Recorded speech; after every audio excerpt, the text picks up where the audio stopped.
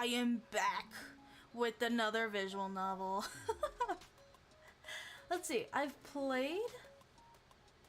What have I played? I played the...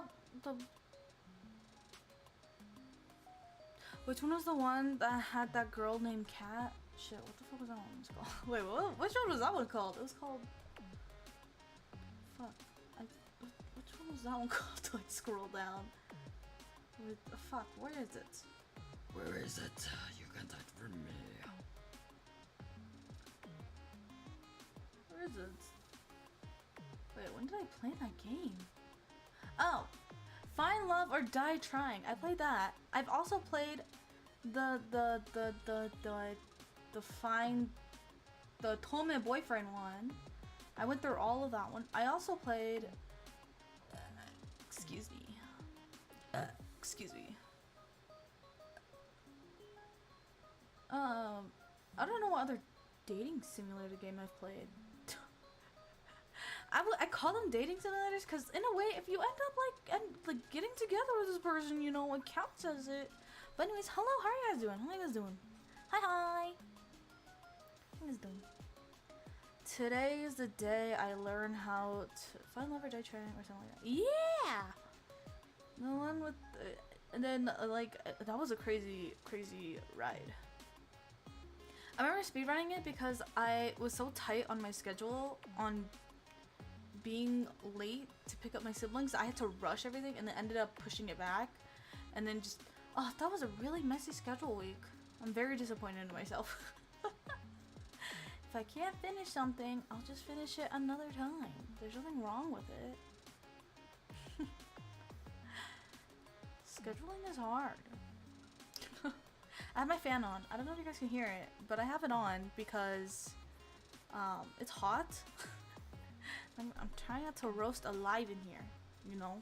Try not to roast alive. So, also today's the day I learned how to rig. I'm gonna be using that old model I showed off. Me too. They're really nice. The story is great. I also love streaming it because I love voice acting characters because it's really fun. I don't know if this game has voices already in mind, which would be pretty cool if they did.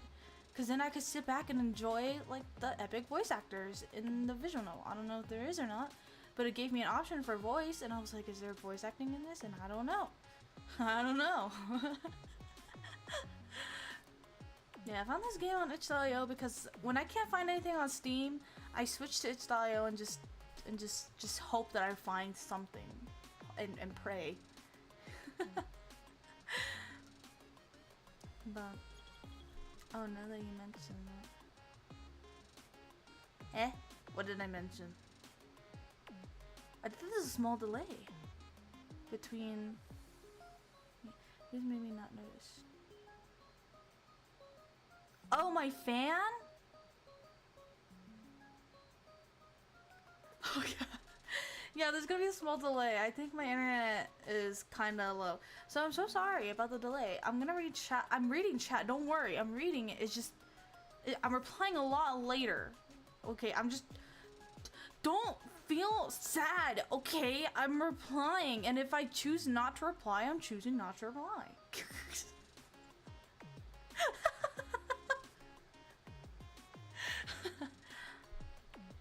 But yeah, I'm using my old model that I showed off on stream as a practice for rigging because I do have the art split up already and I'm like, well, it has what I want and what I want to learn, so I'm gonna learn how to rig on that model and then incorporate what I learn onto the new model, and hopefully my memory does not fuck me up in the process.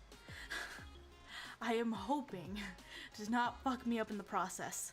You know how painful it would be to have it fuck up in the process and just like, do you have flying cars in the future? Sadly, no. We're still slow on that process. We're still slow on it. I'm so sorry. I'm so sorry. I'm so slow on that process. Man. I was looking at tutorials on how I'm supposed to rig. Oh, I forgot to put on my notifications.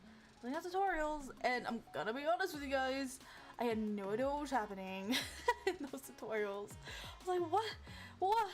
And they're like supposed to be beginner friendly, but some of them have like the type of directions that I do, where it's like click here and then click here, you know, and it's like, yeah, this isn't gonna help me, which is why I never give tutorials, because I'm the type to, yeah, so you draw this thing and you add this line, you know, and I think that does something, yeah, you know, just do what you do, you know, that's my type of tutorial. That's how I end up making tutorials, which is why I never do them in the first place. I would just do speed paints, but I keep forgetting to have a speed paint option and just to show time lapse or just to record my screen when I'm drawing, but I never do, and I end up forgetting that I can do that. But yeah, also I'm almost eligible for the affiliate thingy for YouTube. I just don't have the fucking watch hours. I don't have the watch hours. I need 3,000 watch hours. I can't. I'm barely halfway to 2K watch hours. I'm barely halfway to get to 2,000 watch hours. So I'm scared because then I have to upload 3 videos after 90 days if I don't hit it within the given requirement. So I'm like, oh my god, I'm so fucking screwed, because I want to achieve this for you guys because it seems really nice and it's a great way to support me. It's still a tutorial for like Vtuber. Yes. Because there are some, I was watching some, and some either had the idea that you already knew what you were doing, even though it was for beginners to understand. And then another one had one where they just kept saying click here, and then click here. And I was like, what am I clicking on? What are you clicking on specifically? I can't tell. He's so streaming in the background. Yes. Do it. Give me watch hours, chat. Give me watch hours. Do it. Just do it. Okay? You gotta do it. Also, I made sure to incorporate this asset onto my new model as a toggle, so it actually like attaches to my arm instead this time. Cause this one is just a Anyways, this one is just the hand. This one is just a hand. You know? And the colors won't match my new outfit anyways. So I was like, well, that means I have to make a new one. I'm like, damn it. But don't worry, I have another surprise. I have another surprise with another toggle for it. I'm so excited for it, chat, because oh my god. I'm so excited. I'm so excited. I'm gonna work my hardest. I'm gonna work my hardest to get it done. My eyes are dry as hell. Hold on, I'm rubbing them off. These my hands. Oh my god. I'm so sorry. Deltarune all over again. I need to play Deltarune, but I heard it's not finished, and my memory is awful, and I'm gonna forget the plot when I'm playing. And you know, unless it is finished. Is it finished? I keep asking this question whenever Deltarune is brought up. I'm like, is it finished? Because I don't catch up with a lot of things. I'm very slow on like news and stuff. So yeah. I know reading the news is something person should do when they're out of high school, but I don't do that. I mean, the world is burning and like it's dying, you know, and I'm just accepting it at this point. Like, yeah, there could be change. I know there's gonna be change, but it's just kind of like, I don't know. Gonna be honest with y'all, I don't know. I'm just here, man. I'm breathing. I'm too focused on keeping myself alive. Deltarune is coming out in parts, basically. Yeah, I'm waiting for all the parts to come out so I can just, like, you know, the plot is mostly goofy, so you don't need to pay attention to plot too much. Exactly, and I want to remember those goofy parts. Goofy goober parts. Who wouldn't? I drink soda. Yummy! Alright. Alright, display window. This has the Among Us one, so I'm gonna switch this up. Ta-da! We're gonna use this one. Do you guys want this one, or do you guys want the— What? Naked chat! Ugh. Do you guys want this one or do you guys want this one? Which one do you guys prefer for this visual novel? Will you guys prefer this window or this window? The one that shows the game. So this one. This one it is. Not the naked. I'm so sorry. I'm so sorry, chat. I keep making you guys naked. I don't mean to. I don't mean to. Okay. Number 1 or number 2? Number 1 or number 2? My model is off. Hold on. What the fuck? Let me fix this real quick.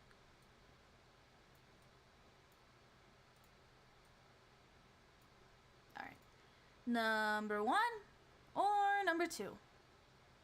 Number 1, number 2. Number 1. Well, I'm closer in this one.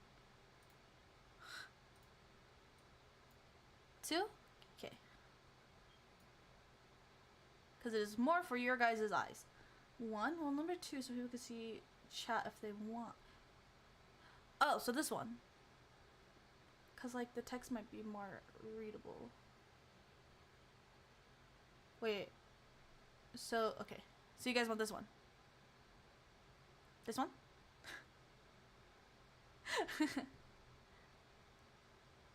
Because this one has a little overlay so you guys can see you guys in chat. And then this one, and this one's just this.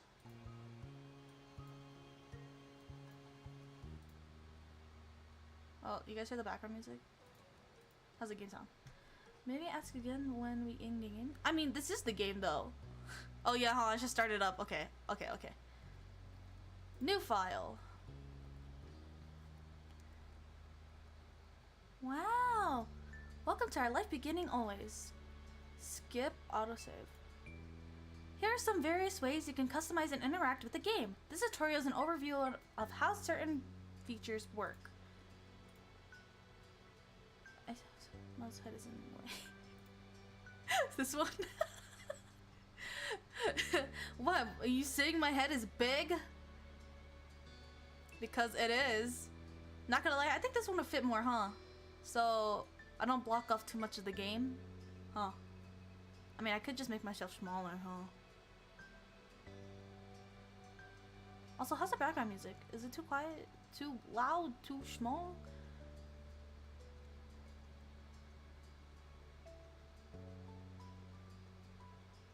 You need it for the big brain. Alright, we are sticking with this one. That sounds good to me. Alrighty, we are sticking with this one then. Gets any smaller, I won't be able to see her anymore. I know, and I'm gonna be gone, and then you guys won't be able to see me. Excuse me.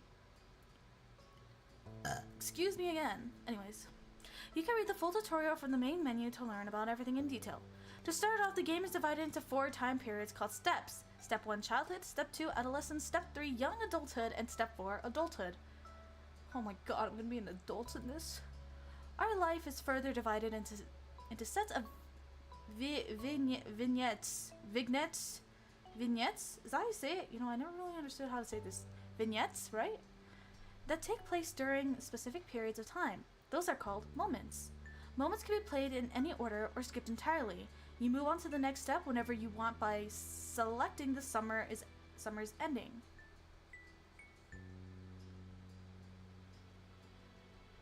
Step 1 to 3 include 5 moments each, and even more than can be unlocked by purchasing DLCs. Some are out now and the other DLCs will be released later. Step 4 is an epilogue and doesn't include moments. A lot happens over the years that go by, especially in regards to the character you play as. You determine nearly everything about the main character: name, appearance, personality, pronouns, interests, skills, their relationship with major characters, and so on. You can decide to change the details as time goes on, with a few exceptions. Your last name, skin tone, and eye color can't be altered once set. Much of the MC's basic traits are determined on a character creation screen. As the MC grows up, more options become available on the screen. As mentioned, one of the decisions you'll get to make for your character is selecting a name. You can type in any name you like, or you can pick a preset name. Preset options are called voice names because the name will be voiced aloud by romantic lead. You'll get to hear him say your name as you play the story. Yo? Oh? Oh? Oh? Only the default name, Jamie, is included in the base game. Hundreds more can be added by getting a free voice name expansion DLC. The full collection of James is separated. James? Excuse me? I was thinking of the name Jamie and I put James. What the fuck? The full collection of names is separated out as a DLC because of how large it is. If you're not interested in that feature, you don't need to get it. Each name the DLC belongs to or was selected by someone who has supported this project.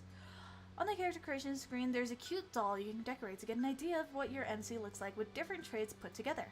Not all things you decide about the MC appear on the doll. The script referencing what you've decided for the MC is the main way those decisions influence the game.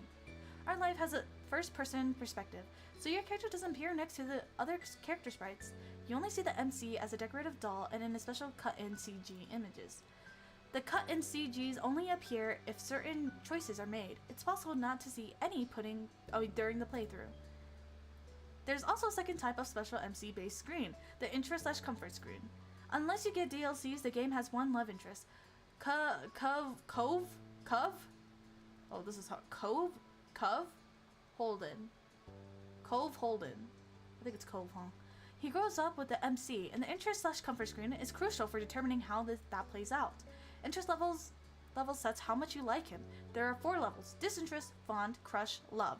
Love is only available starting in step 3, and if you were at fond or crush in step 2. Comfort determines how you generally react and think when it comes to him. There are 3 levels: nervous, relaxed, and direct. Wow, this is a lot. Okay. Your level of interest and comfort will set the type of dynamic your character has with love interest. What you did in the past will influence the present, and feelings can change over time. You get to pick your interest as comfort near the beginning of every step. Comfort can switch between 3 levels as you please. Your interest level can only stay the same or increase. Your current level of interest will become the newest lowest option on the screen in the future. For example, if you decide to be fond in step 1, disinterest will not be available on the screen in steps 2 and 3, which will make fond the bottom level option for your relationship. Interest level has an impact when it comes to physically interacting with Cove. Oh my god.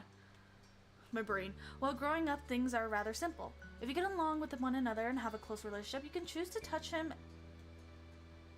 and Cove will occasionally interact with the MC in lighthearted or comforting ways.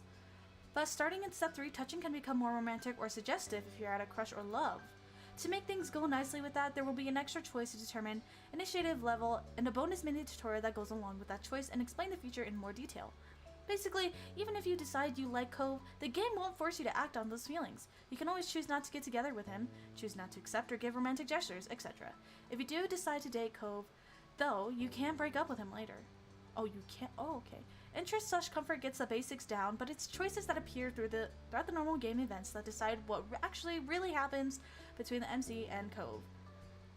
And it isn't only the MC who is impacted by your decisions. Cove grows and changes over the years. How he's treated and what he experienced help shape who he becomes.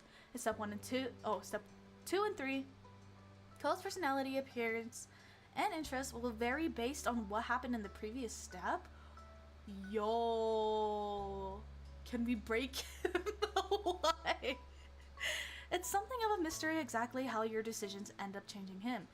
You can try to guess as you go along. Or if you prefer, you can also just design your own ideal Cove, directly using the Cove Creator option that pops up at the beginning of steps 2 and 3. Making the choices you want is always more important than making a choice, because if you feel like you have to in order to get a certain result. When a choice does appear, usually you'll see that hovering the cursor over an option shows a certain color, yellow, blue, or green. The colors aren't related to specific points or effects, they're only there to give a bit of insight on the tone of /emotion of the choice, since text alone can potentially be read in more than one way. Blue tends to be casual, straightforward, yellow more emotive/reactive, and green less certain/uncommitted. I already forgot. Wait, go back. Wait, what was it? Blue is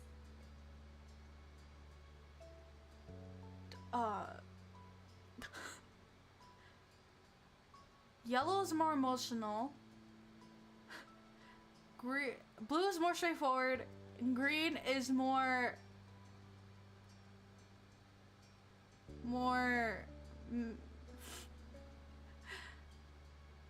Wait, did I mix up blue and green? Wait. Fuck. Wait. Fuck. I already forgot that there are hundreds of options in our life and not every choice menu falls in line with that pattern. Picking just one color every time doesn't give a gameplay benefit. Only stick to a certain type if that's what you happen to like. Otherwise, switch between them freely. Always pick yellow, never pick yellow. Pursue romance right from the start, never romance the love interest. Be disagreeable and amiable, or none of them will lead to a bad ending. You're welcome to join the events and shape the story without reservation. And then if you like, you can play again to try something new. There's only ever more good content to discover. We hope you have a nice time with our life. Thank you for playing. Pog. Oh, my character. Oh my god, you can't do this to me. Cause then I'm gonna be stuck here forever. I'm peachy. Tired. Sharp. Meh. Well, I'll just go with this one. Eye color is... Should I do my real character? Okay. Brown. Hair, choppy, curled. Frown. Oh, shorts, medium, smooth, choppy. Oh, that's cute. Locks, side, parted. Oh my god, I'm gonna be here for a while. Wait, you can't do this to me. You can't do this to me. You can't do this to me. I'm gonna be here for a while, even though it doesn't even matter. You give me a ooh, that fits. Maybe. Oh no, this one.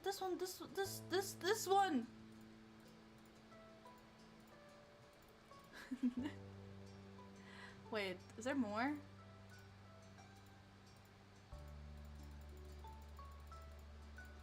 Whoa, there's a lot. Oh my god, there's so much. Okay, go back to the one that I originally had. Where is it? Where is it? Where is it? Oh, there it is. Ponytail, ponytail, long, pigtail, braid, wavy, blunt, bun, twist, wavy, short, round, sleek, strand, ponytail, buns, pigtails, strands. I can't do this. No, I'm stuck here. I'm stuck here. Okay. Let's go with this. Do they have pink? Oh, they have that pink, but... Okay, I'll go with the hot pink.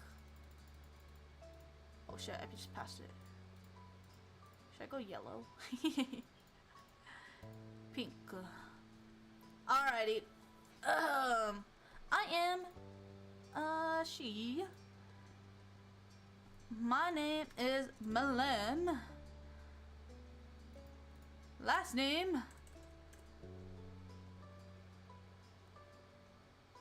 bleh. Bleh. Milan bleh.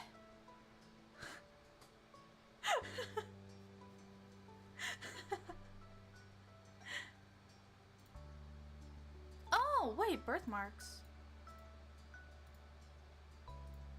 Oh, scars. Wait. Oh, rosy cheeks. Oh, that's so cute. You guys want to know something? I have freckles, but since I have acne scars, the freckles hide between my face. IRL. Glasses? Should I wear glasses, chat? Should I wear glasses? I'm kidding. I don't wear glasses. Oh shit. Alright, what's the other one? Oh, I love bracelets. I do like shirts, I like skirts, and I like pants. You know, I like all of these. I don't know. Birthmarks, like that. I don't have any. I have a scar on my leg, if that counts. Okay. Done! Yippee! To be blind. Summer and Sunset Bird was a special time of year. Your usually sleepy town began to bustle. It was a popular tourist destination, with people coming from all over to enjoy the beach, the weather, and the relaxation that came with both. The smell of the ocean, crisp and salty, hung in the air, bringing 3 whole months of school-less vacation with it. During the summer, your moms didn't like you to wander too far outside your neighborhood, so you knew the area pretty well. That included the people. Families came and went from Sunset Bird, but they mostly stayed and did what your mom called putting down roots. Excuse me. They built businesses, they got to know each other, and they definitely said hello to nice young kids who waved when passing their stores. Going for a walk around town mostly meant the familiar, friendly residents waved or asked how your family was, or most often just said hello. You really get why they always have to say hi. They saw you every day, but you nodded back at them. You ended up saying hi to a lot of reals, since most of them tourists came and went every summer. You were too anxious to say hi back, and most of the residents that greeted you knew you well enough to expect that. Okay, it's between these two, man. It's between these two. Oh, green meant like shy. Okay, I remember.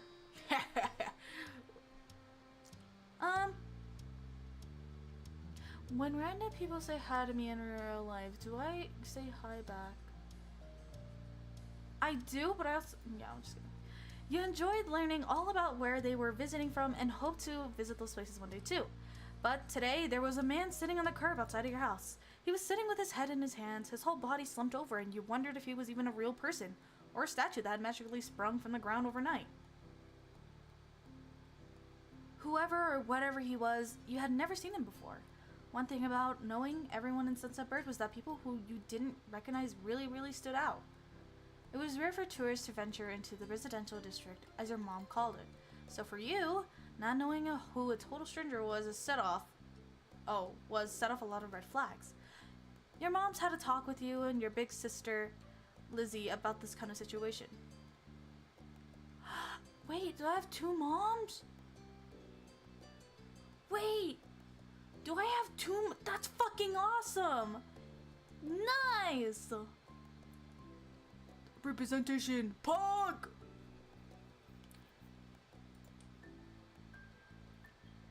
Listening to the time, you didn't think it. They mentioned that the same people aren't good to talk to, but other types of people can help you even if you don't know them. That's okay to run away if you feel uncomfortable. You don't have to worry about being polite. Yeah. You weren't sure about this man yet. Still, you felt a bit scared knowing that he was blocking the way to your front door. But you were pretty interested. You wanted to know more about what was going on. I'm curious. You slowed down, your eyes remaining fixed on the man. There was a split second where your eyes met and you knew he was aware he wasn't alone in the street anymore. Hey! You raised your eyebrows at the shout. Did he want something? Is that why he's here? The man stood up and started making his way towards you. Wanting to seem approachable, you folded your arms and stared. Still unsure about him, but willing to be friendly, offered a stranger smile. Your whole body froze. I froze! Do you live around here? What's your name? You looked the man up and down, taking his tan skin and relaxed face of the You looked the man up and down, taking in his tan skin and relaxed appearance. At least his clothes were relaxed. The way he was acting wasn't. He had sharks in his shorts and a stingray tattoo, and you wondered if he was obsessed with the ocean or something. While you made your assessment, he looked at you expecting for an answer for his question.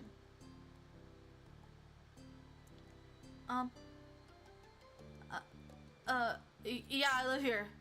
That's great. He looked happy to hear that, giving you a broad smile. What? Why are you giving me money? He reached into his pocket and pulled out a clean $20 bill from his hand as he held it up to you. Are you paying to break into my house? I don't think that's how it works here. More confusing where you look back at him. Well... Could you do me a favor? Oh my god, the well. The well of the voice. Oh my god. It shocked my heart. Nothing bad. Sorry. Should've. Let me start over. From where you're standing, it made him look even creepier. I have a son. His name is Cove. Who's about your age. His voice is really nice. His voice is really nice, chat. Like, even though it's just like small little. No, it's kind of nice. Can you guys hear it though? Can you guys hear it though, chat? You chewed on the side of your cheek. This guy was definitely obsessed with water. You thought that was pretty cool. You never met anyone with that name. We moved across the street. See? He gestured toward the house that had been empty for a year. His watch catching the late afternoon sunlight and reflecting off the walls. The gigantic for sale sign has finally gone. You must be Mlem Bleh. I forgot to name myself that. You must be Mlem Bleh. Right? I met your moms earlier and they told me you were 8, just like him, so... He shook the $20 bill to bring it back to your attention, a hopeful smile tilting his lips at the corners. Can you try to be friends with the boy? Just give him a chance. And you can keep this. He's a good kid. You'll like him. Do you mind? Oh! Oh! Oh my god. His voice.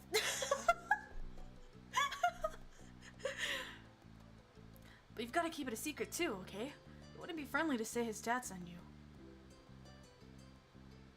Do other kids really get their parents to pay for friendships? You eyed the man. What could be so bad about this Cove kid that his dad would need to bribe strangers to be friends with him? What'd you say? Want to make a deal?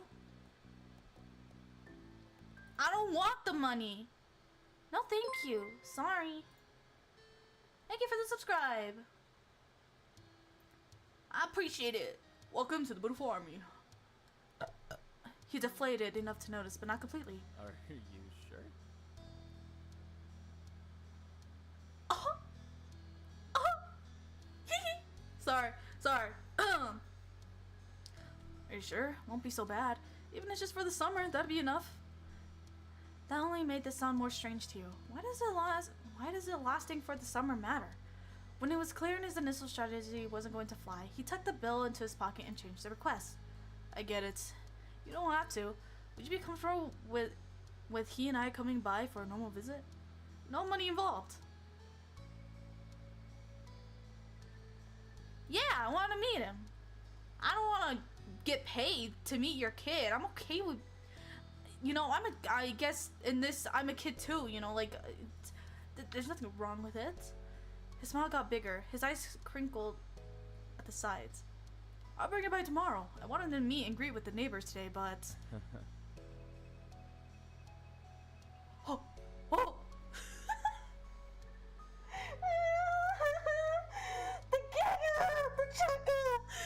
The chuckle. Oh! Sorry, I'm a sucker for voices. I am a sucker for voices. I am sorry. I am a sucker for voices. Well, I don't know where he's gone off to. He laughed when he said that, but the way his face looked, you thought he actually wanted to cry. If you see him, can you tell him to come home? He's got a pink cast and glasses. You can't miss it. Sure thing! This definitely wasn't the normal way kids made friends. You knew that, but you were still going to help. The man smiled and reached to give you a pat on the head, paused before doing so, then pulled his hand away instead. Your moms are already checking around for me. Such a thoughtful group. You are. Fuck, I can't read.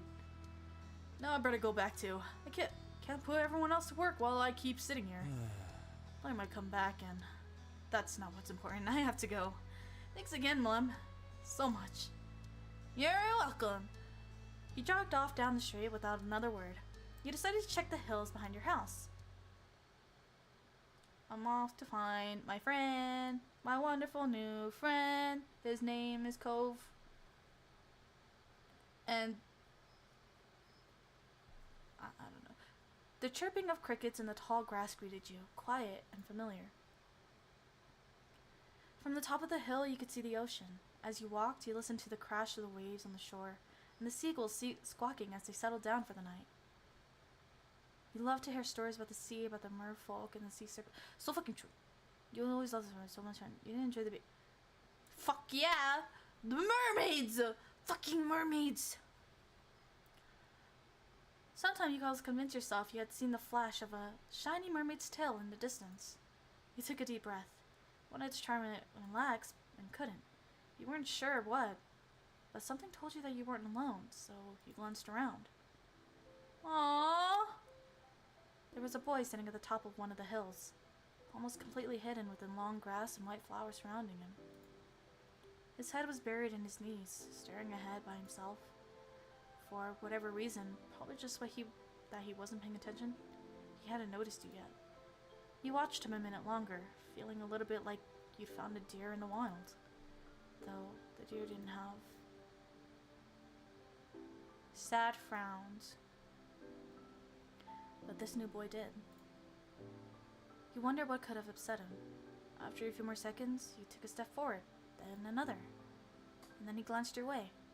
His aquamarine eyes reflected the light of the moon. You stopped, raising a hand to acknowledge him and show you weren't scared. You weren't scary.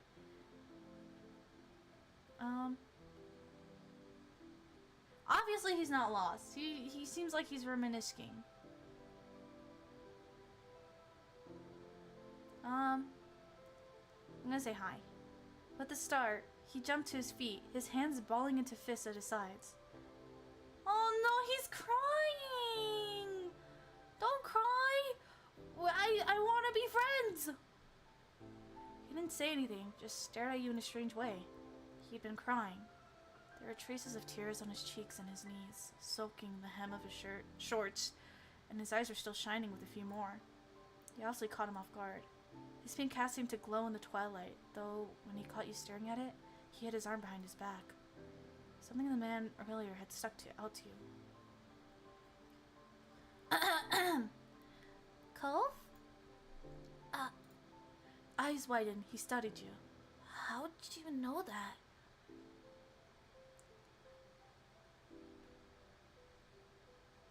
I'm all-knowing! That's a lie. Tell the truth. Okay, your dad told me who you were. Oh. So, is this your hill? He gestured with his uninjured arm to the patch of grass surrounding you, his face falling at the prospect. I can leave if it is. You shook your head. Which way? No? Mm-mm. While doing so, you also picked at a strand of lint on your leg. What a weird question to ask someone. Oh. He sat back down with a thump, resting his chin on his knees again.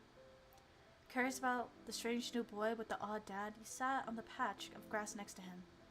Pure white flowers that covered the hill had rocked back and forth gently as the stars twinkled above. The way they dotted the sky made them seem like flowers, too. Oh, bruh, you're so right. Shake my head. Oh my god, I'm stupid. I'm stupid. I'm stupid. You're right. The night wind was cool as it traveled over the ocean and up the hill, chasing away the heat from the afternoon summer. Why'd your family move? A quiet hiccup escaped Cove as you asked the question. Almost like they'd never stopped. His tears started up again with a vengeance. My parents, they don't want to live together with me anymore. The tears fell fast, heavy over with his flushed cheeks sticking in his dark lashes. My mom made my dad leave. He took me with him. Now we have a house here and I want to go home. The outburst took you off guard. By the time he was done wailing, Cove's chest was heaving with exhaustion. He sniffled and removed his glasses to wipe his eyes with the back of his hand before he put it back on again. I hate this place. I want my real life back. I want my mom. Stop crying? Bro, that's so mean. That's so mean.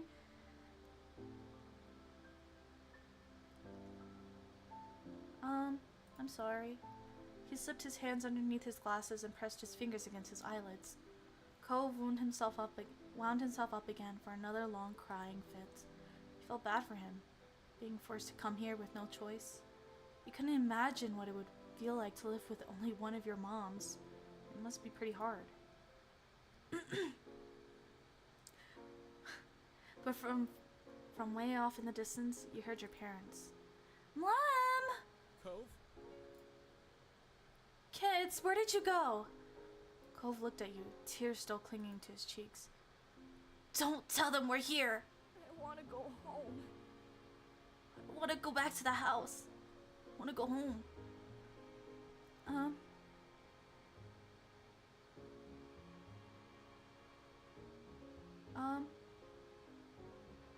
It'll be okay. You were struck by the sudden need to reassure Cove. It's not all gonna be fun, but isn't he your family too? Yeah, I guess. Then you can count on him when you really, really need him. You shot him a grin and pushed yourself to your feet. Slowly, Cove stood up with you, still looking a little reluctant. His dad's voice rang out again. Cove, can you hear me? He looked toward the sound in his dad's voice, silent, then turned away while rubbing his non-bandaged arm. Sorry. I still don't want to go.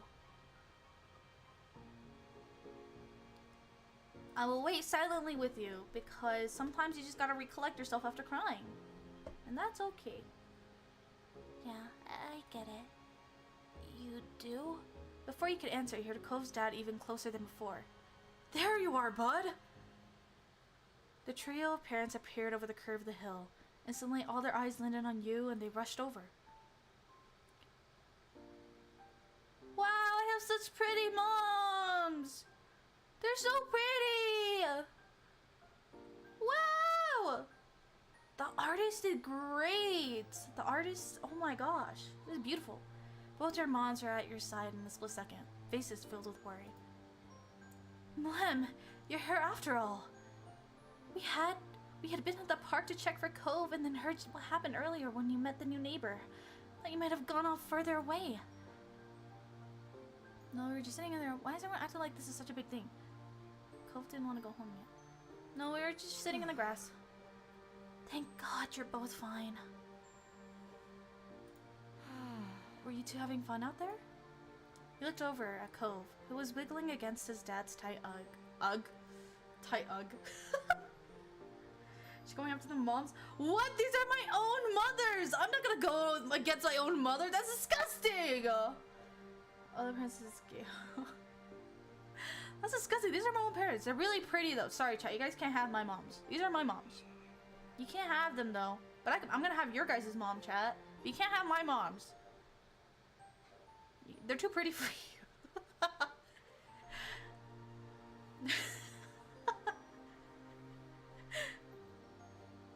He looked over at Cove, who was I think I'm gonna marry him? What? Nope, you can't have mine, but I can have your guys's. Yeah, I like him. Oh, he's angry. Little angry child. And look at his hot dad. We live in a society. We live in a city. Double standards. Yes. Finally letting go of his squirming, scowling son, Cole's dad turned to the three of you. That's a relief. Thanks very much. Thanks very much for finding him. I really don't know this neighborhood. Good thing Lem knows this whole area so well. Absolutely. We should be getting home now.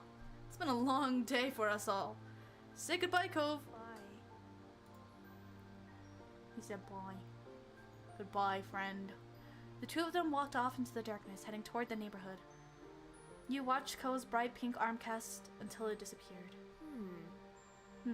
Tell you what, we'll have a proper playdate tomorrow, okay? Your new friend's dad wanted to bring him to see you and Lizzie.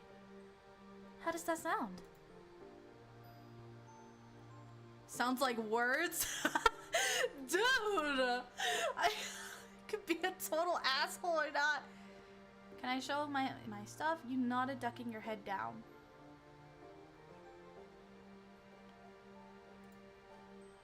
Both your moms laughed. That sounds overlapping into a warm, familiar chorus.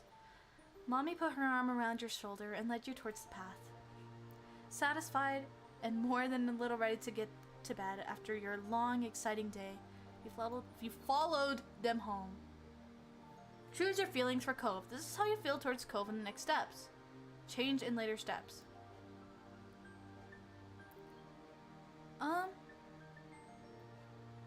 Comfort, fond, indifferent.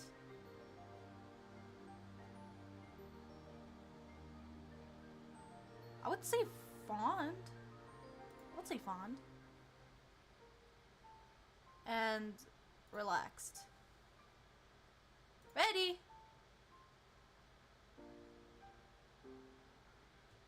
At relaxed fondness. You want me to change it until... Yep! Let us go! Will you be my new dad? I am your new dad. Oh, did you mean Cove's dad?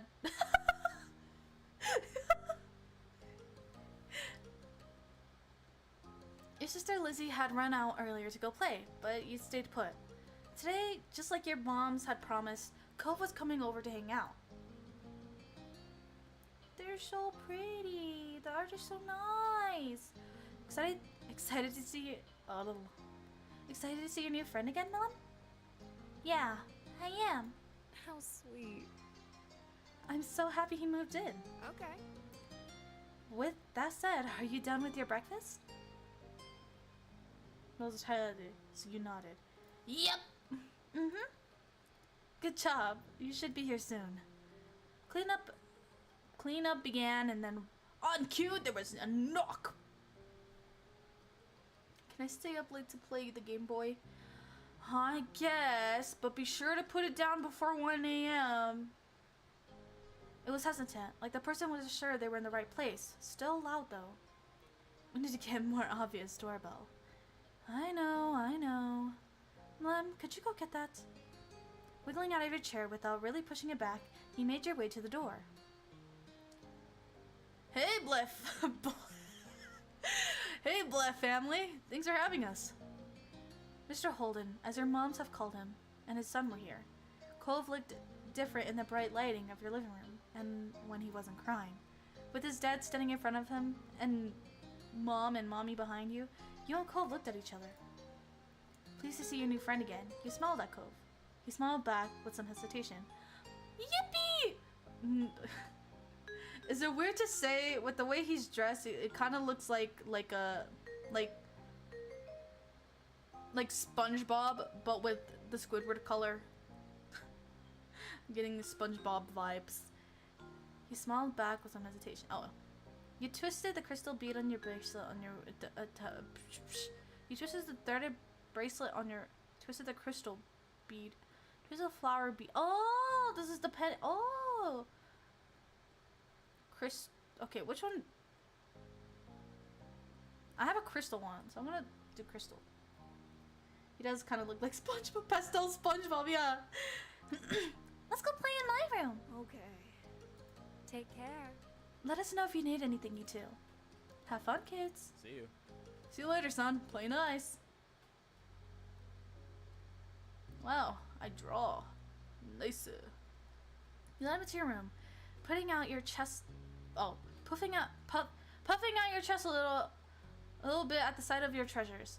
There were lots of stuffed animals, a cool bed, and a window to look out.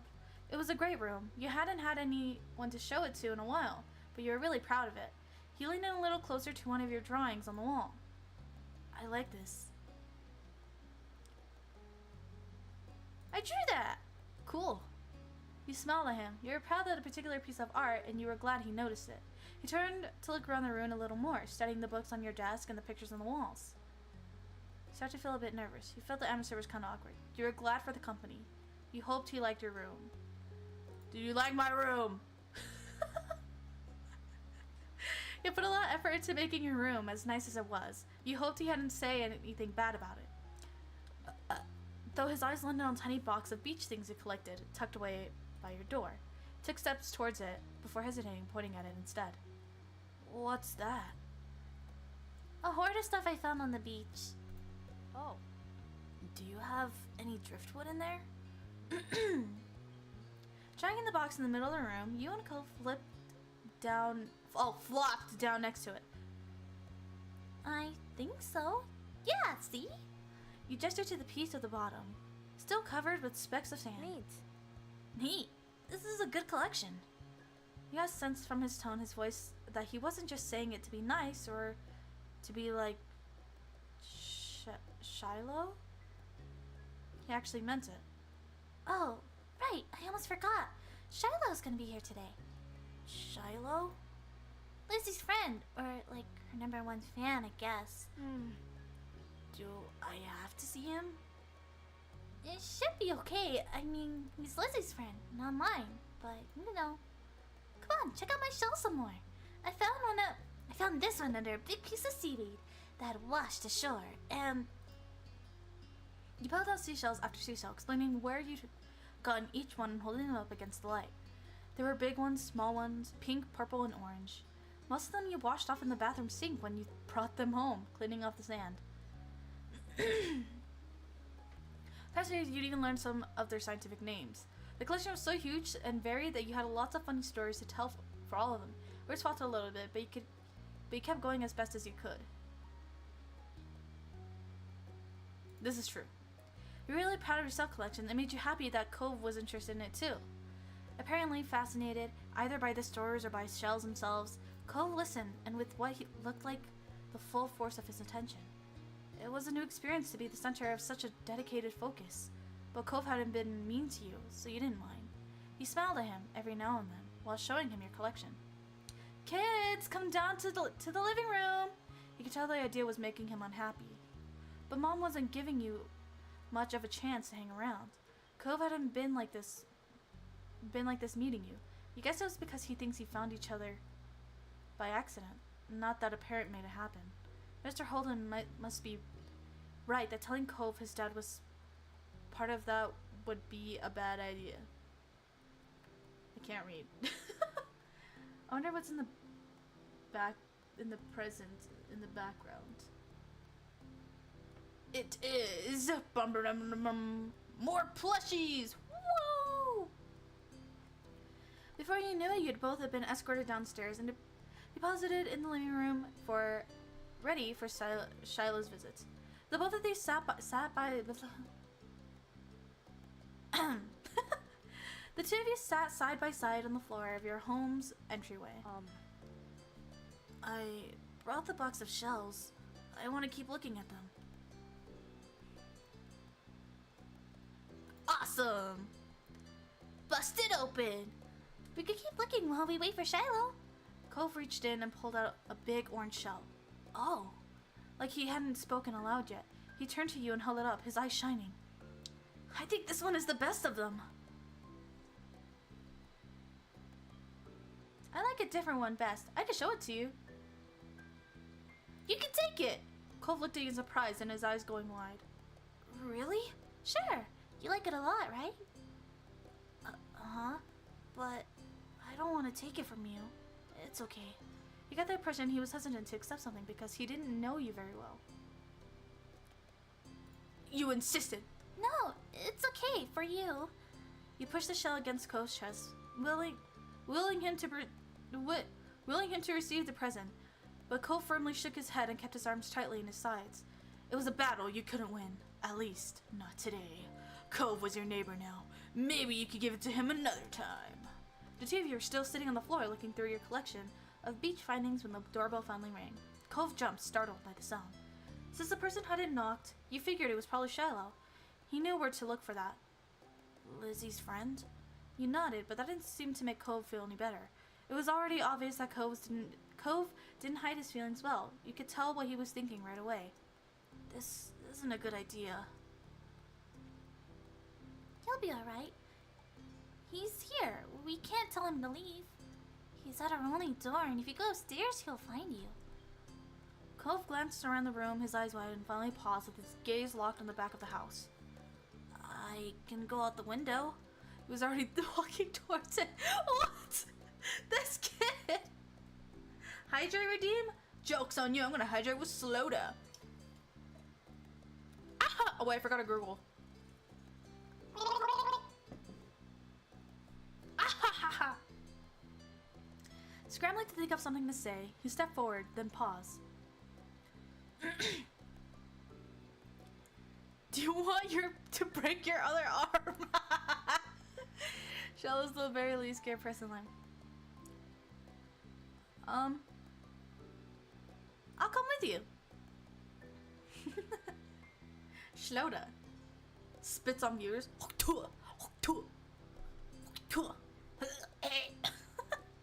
Hurry!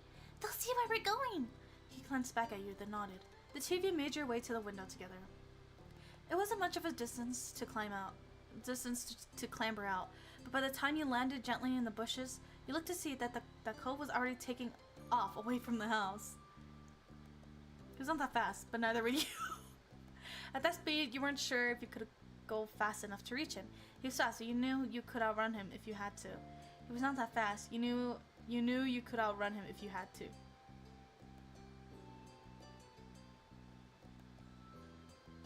I'm gonna challenge you. Whoa. Hi! Hello! Oh my gosh, hello! I'm gonna be honest, I'm not really sure how to pronounce your name. Is it Tiani? You're gonna syllable it. You gotta syllable it. Cove! You ran as fast as it. Teeny. Oh, okay. Whew, I got it then. You ran as fast as your legs would take you, grass whipping around your ankles as you did so. Cautiously, Cove slowed down to halt and looked back at you.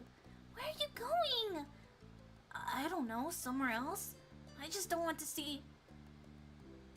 Mom! You looked back and saw Shiloh huffing down the hill after you, the backpack he clutched bouncing all around. What are you doing? Can I come? He must have seen you leaving out the window and followed behind. Hi. Oh, hi. Are you Cove? Yeah. I'm Shiloh. Okay. Yep. Are we going back? Or are we gonna play outside? Shiloh's eyes moved between you and Cove. The smile remained strong on his face. Oh, he's adorable. It got a tiny frown from Cove in response. You were just grateful he hadn't asked why you had been running away. Inside, we left the box on the floor. Right. My shells and stuff. We have to make sure they're okay. Excuse me. Excuse me. With Shiloh trailing behind, you and Cove headed back toward the house.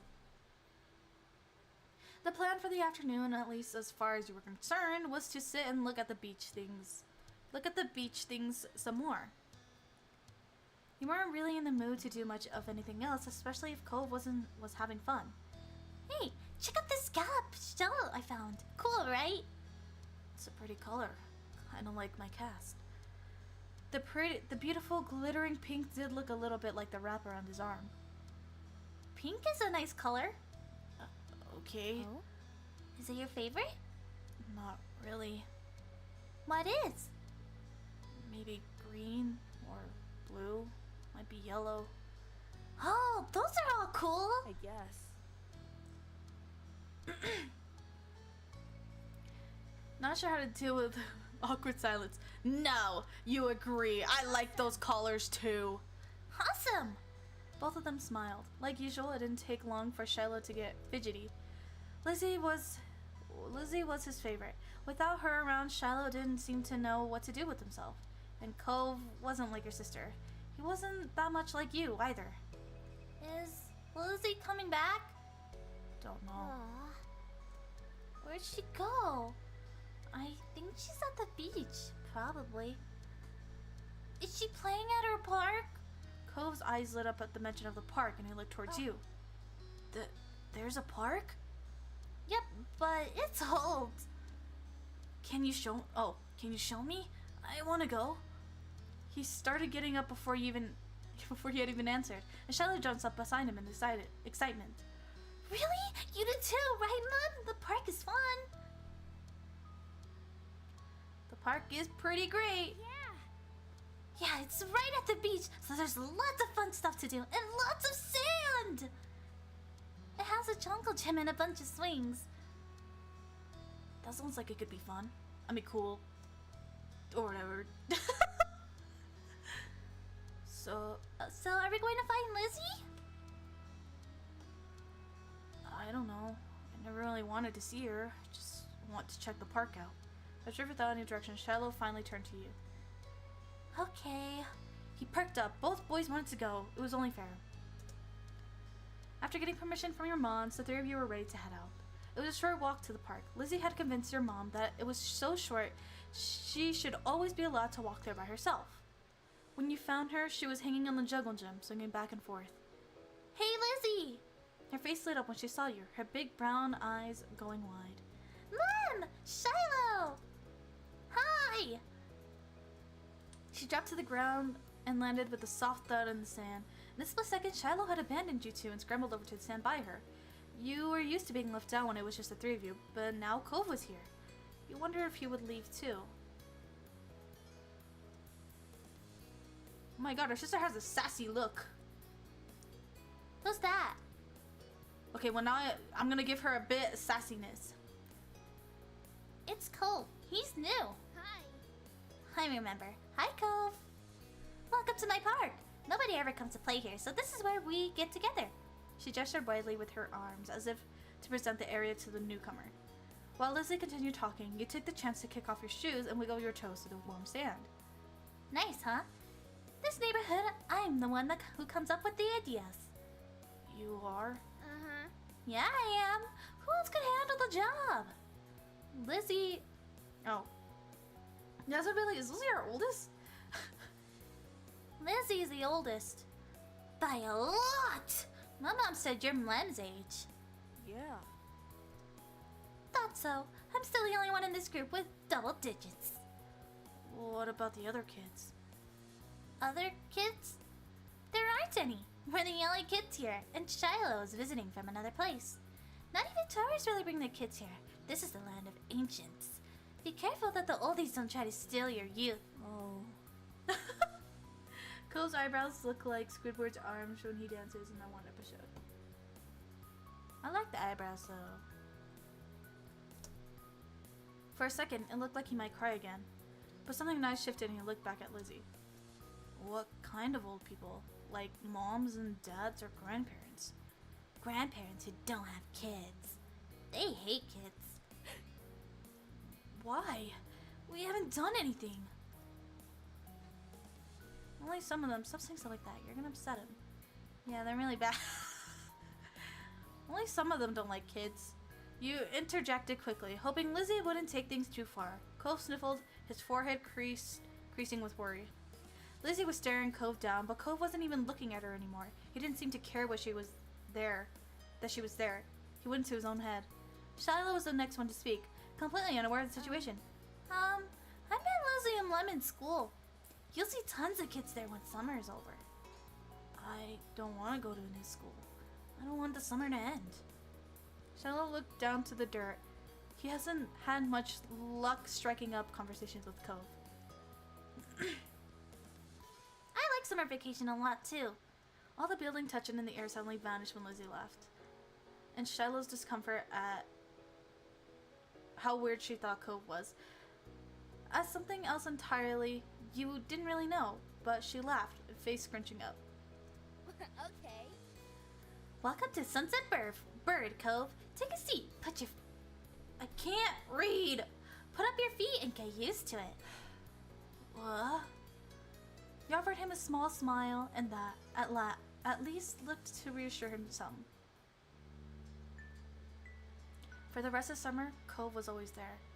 He saw him more often than Shiloh, and on Sundays, when she was in a bad mood or busy, you even saw him more than Lizzie. He became a staple of your everyday life, the way sun and lunch and the beach were. During your first summer together, you really liked Cove. He was a fun person to play with, and he seemed to like playing with you too. Of course, that wasn't the only start of things. Whoa! What the? Long Day Sandcastle? Moment select. Oh! I can select a moment? Oh shit. Oh my god, wait. Which one? Which one? Which one? Oh shit.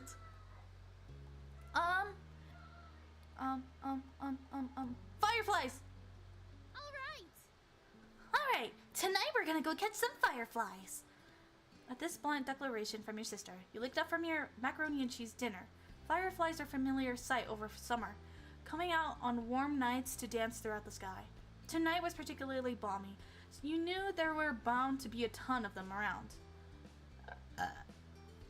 Get 1,000 likes from 10,000. You will not believe your eyes. You will not believe your eyes. You will not believe your eyes. Oh, you are you? The door in your monster. Yeah! You rocked slightly from the side to side in your seat, already excited for your after-dinner activity. Catching fireflies was a great way to spend a summer evening, and you could already envision the little lightning bugs drifting through the darkened sky. I don't think I've ever seen a firefly in real life. Which is kind of sad. That's a good idea, Lizzie. Can they, Mrs. Blair? Shiloh tapped his fork against the table excitedly, his face lighting up as he looked at Lizzie. It was unusual for Shiloh to still be here. Like always, his mom had to bring him over really early in the morning before her job started. But normally, she would have picked him up by now. She called before dinner to let your moms know she'd be late. You didn't hear why, probably more work things. You thought maybe getting to hang out with Shiloh for longer is what made Lizzie want to keep running around the outside. Staying at home and watching TV was never an option for her with guests over. That's why you were pretty sure she'd get your moms to agree. Well, I fall asleep, kind of late watching in bed. I mean, if you're tired, you can go to sleep. You know, that's all right. It's alright to fall asleep. There's nothing wrong with it. Yo, what? You never seen one IRL? For real? What? What is happening? Wait, I'm so confused. I'm confused. The dad must give watch time. All right, if you want to give watch time, you can go to sleep while leaving the stream on. If you're watching on the phone, or it's okay, you could come back and give me more watch time hours and rewatch the stream. You know? But I would rather you prioritize your sleep and rest over my streams. Well, it's already dark out there. Lizzie gave Mom the best puppy dog eyes she could, slowly spooning mac and cheese into her mouth while you waited there for their response. there. Let them go. Nights like this don't happen every day. Your parents exchanged a look. The mom eventually sighed and nodded back. Yes! Along with Lizzie's cheers, you threw your arms up in a triumph, but waited until you finished chewing to say something because you knew it was rude to talk with your mouth full. Fine. Fine. Just make sure you stay on the hill behind our house with all the poppies, okay? Duh, Mom. That's where most of them are. Dang, I was sassy. Sleep to your voice. Deep reason. Why I dream of your streams? Because you dream about them for no reason. Really? The dedication. The dedication. Now I drink more. I drink more slow down. The idea had only been planted into your head, but already you could just picture all the glowing lights spread out my elbow, out in front of you, like the fairies from the bedtime stories Mommy read sometimes. All too quickly, it became a race to see who could finish their food first. No choking at the dinner table now. That's right. If someone died, we'd have to cancel the firefly trip after all.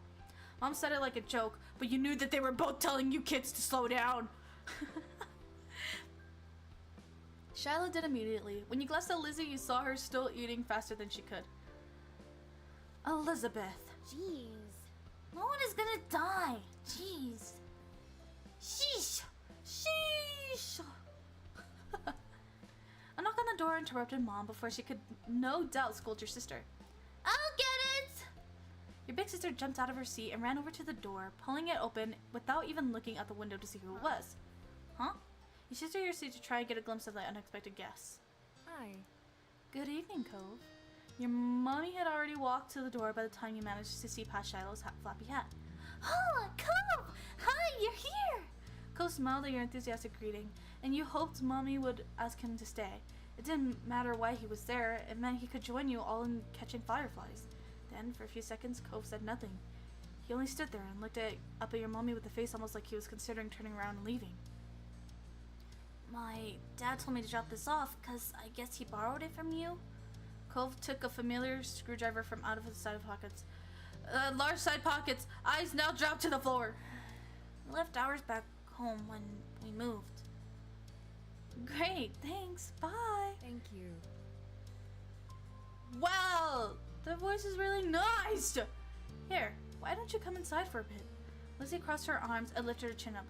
Cove shrugged. And Mom stood from the table too. I'll give your dad a call to let him know you got here all right. Cove shuffles fully inside. Eyes remaining on the ground. Mommy closed the door behind him. Hi, Cove! Shiloh gave Cove a friendly smile while waving by, holding his hands and opening and closing his fingers. Cove nodded in response.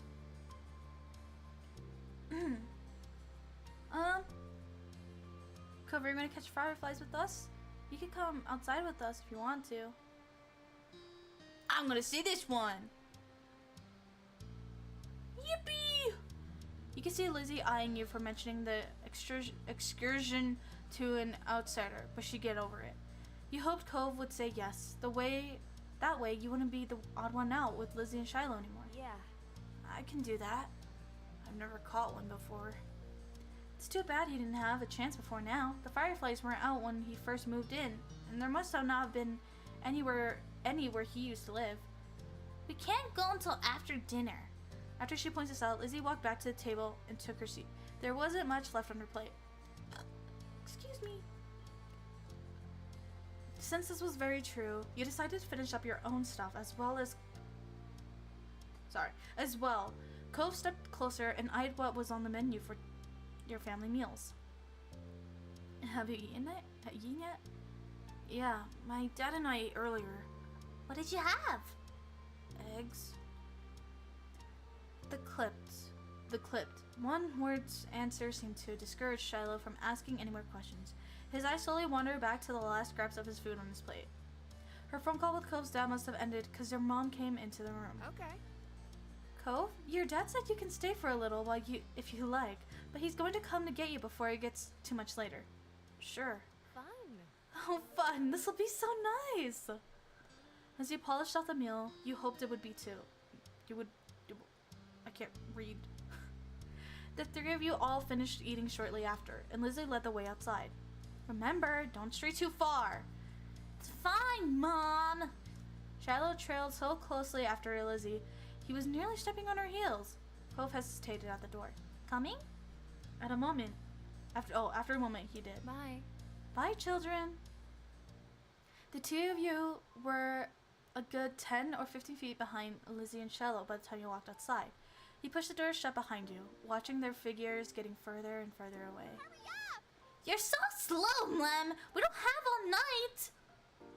You started to run when you heard Lizzie's voice calling you, but paused when you saw Cove still walking at a relaxed pace.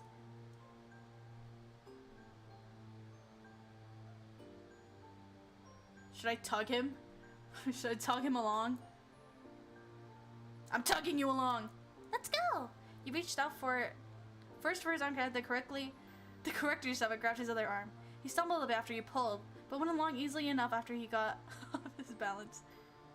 When you arrived at the hill, with Cove in tow, your eyes widened at the beautiful sight. There were a lot of fireflies out, glowing against the backdrop of the dark sky. Lizzie was already standing on the top of the hill, and Shiloh was running around near the middle. Wow. Shiloh took a moment to come over and welcome the both of you to the hill. Hi guys, it's feeling great, huh? See how many there are? Yeah. A firefly danced throughout the air, landing on Cove's sea green head. Hello, Cass. Hello. I love this game. I'm liking it so far. It seems really cute.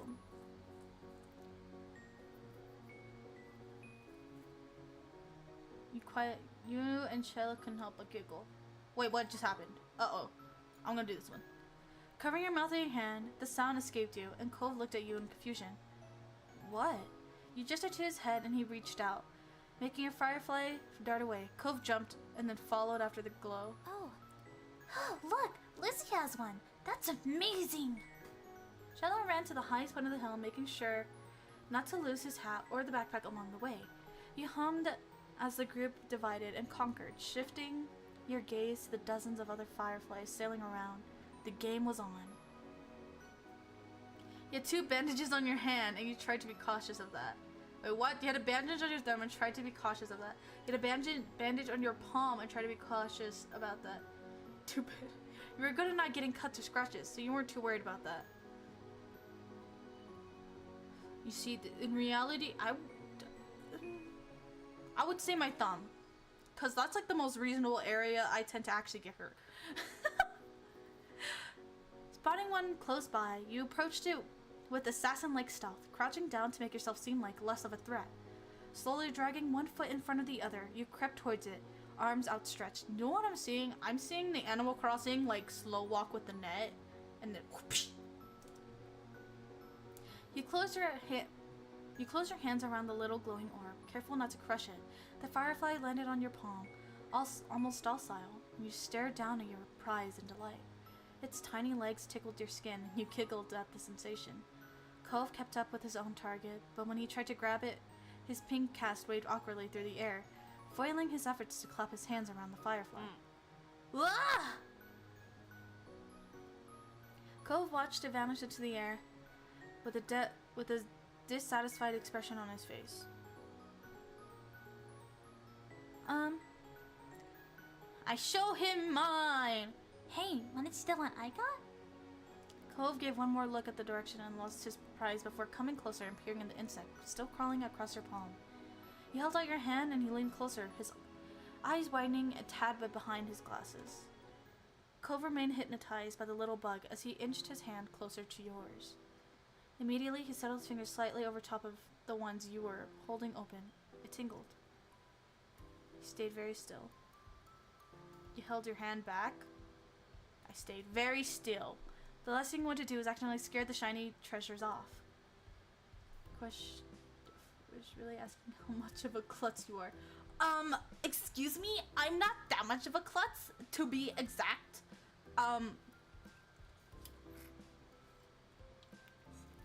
Like, before stream, I totally didn't accidentally knock down the spoons and forks that were on the drying rack by accident. You know? Or... yeah. The firefly, noticing the new connection, crawled up onto Ko's hand. He quietly gasped.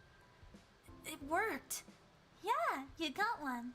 Ko's lips turned up into a slow smile and his eyes shined brighter than a bug. Thanks, Mom. With a laugh, he gave the palm of your hand a friendly smack, performing an awkward low high five. Startled by the extreme movement, the tiny light disappeared before you could even blink. Your firefly was gone. Sorry. Oops, sorry. You forgave him. That's okay. Couldn't keep it forever. You're right. Right. Bugs have to stay outside. Let's get another. Let's collect more! Uh-huh, we could work together. His face broke out into a wide grin. We'll get a bunch. With renewed vigor, you ran. What is this word? Vigor? What? I've never heard of this word. How do you pronounce this? This is a word?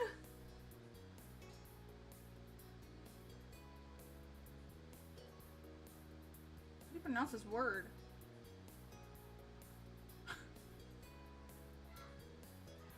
This is a word? You ran onto the hill. You're not sure how much time passed while you were in the thick of it. All you could focus on was the adventure at hand. No critter was safe from your grasp. At first you tried to keep a tally of how many you had caught, but once the number grew higher than 10, you had no more fingers left to count with. Use the toes. When I used to do math and I had to add up numbers, because I'm still not very good at adding because I just can't memorize which numbers add up to what. When I was in school, when I ran out of fingers to count on, I used my toes to help me count. Like in school, I'd press it down on my shoe and then use it to like count. You were having the time of your life, racing up and down the hill with the crash of the ocean and the sound of everyone's laughter echoing in the background. Mom, this way! You followed the sound of Cove's voice to the top of the hill, watching as he stretched his arms in front of him, reaching out with his fingers and only narrowly missing his target. Cove and you took turns trying to scare fireflies in the direction of the other. You showed him some techniques that you had learned, like how to cup your hand correctly, and he listened attentively before trying for himself.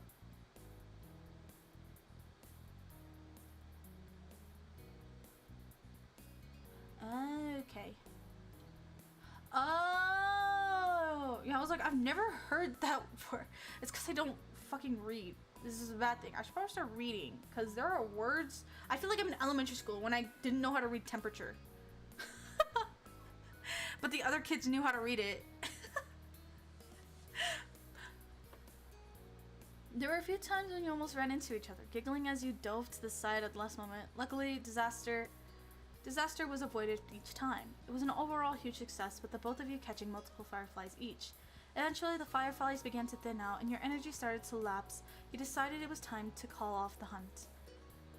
Excuse me. Cove didn't complain. He breathed in heavily, and his face seemed really flushed. That was fun. A lot of fun. You smiled at him broadly, happy that he had enjoyed the activity. Yeah, it was. Come on! Mom, Cove, get up here! We're gonna have a race! The shouting caught you off guard. It had been quite a while since you heard from Lizzie or Shiloh. You glanced over to see them both standing on the top of the hill again, Lizzie beckoning to you with quick hand gestures. If she was like that, you knew there wasn't much room for a disagreement. Up the incline you went. From the corner of your eye, you saw Cove was coming as well. He didn't care for Lizzie a lot, so you thought he might be intrigued just by the idea of the race. Hi! Cove. Hi, Cove. Hi. Cove, you can't roll down the hill. You could hurt your arm again. You'll be the referee for the rest of us. As Lizzie pointed this out, Cove froze in place. Oh, it was that kind of race. He frowned down at the cast. That was the second time it got in the way tonight.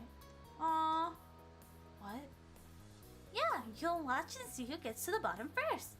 That's important. Got it? I guess. The cast was sturdy. If he was careful, he could have done it. Lizzie might have just been looking for a reason to make someone else the referee, but it was already decided. I'll stay with Cove. Really? Really?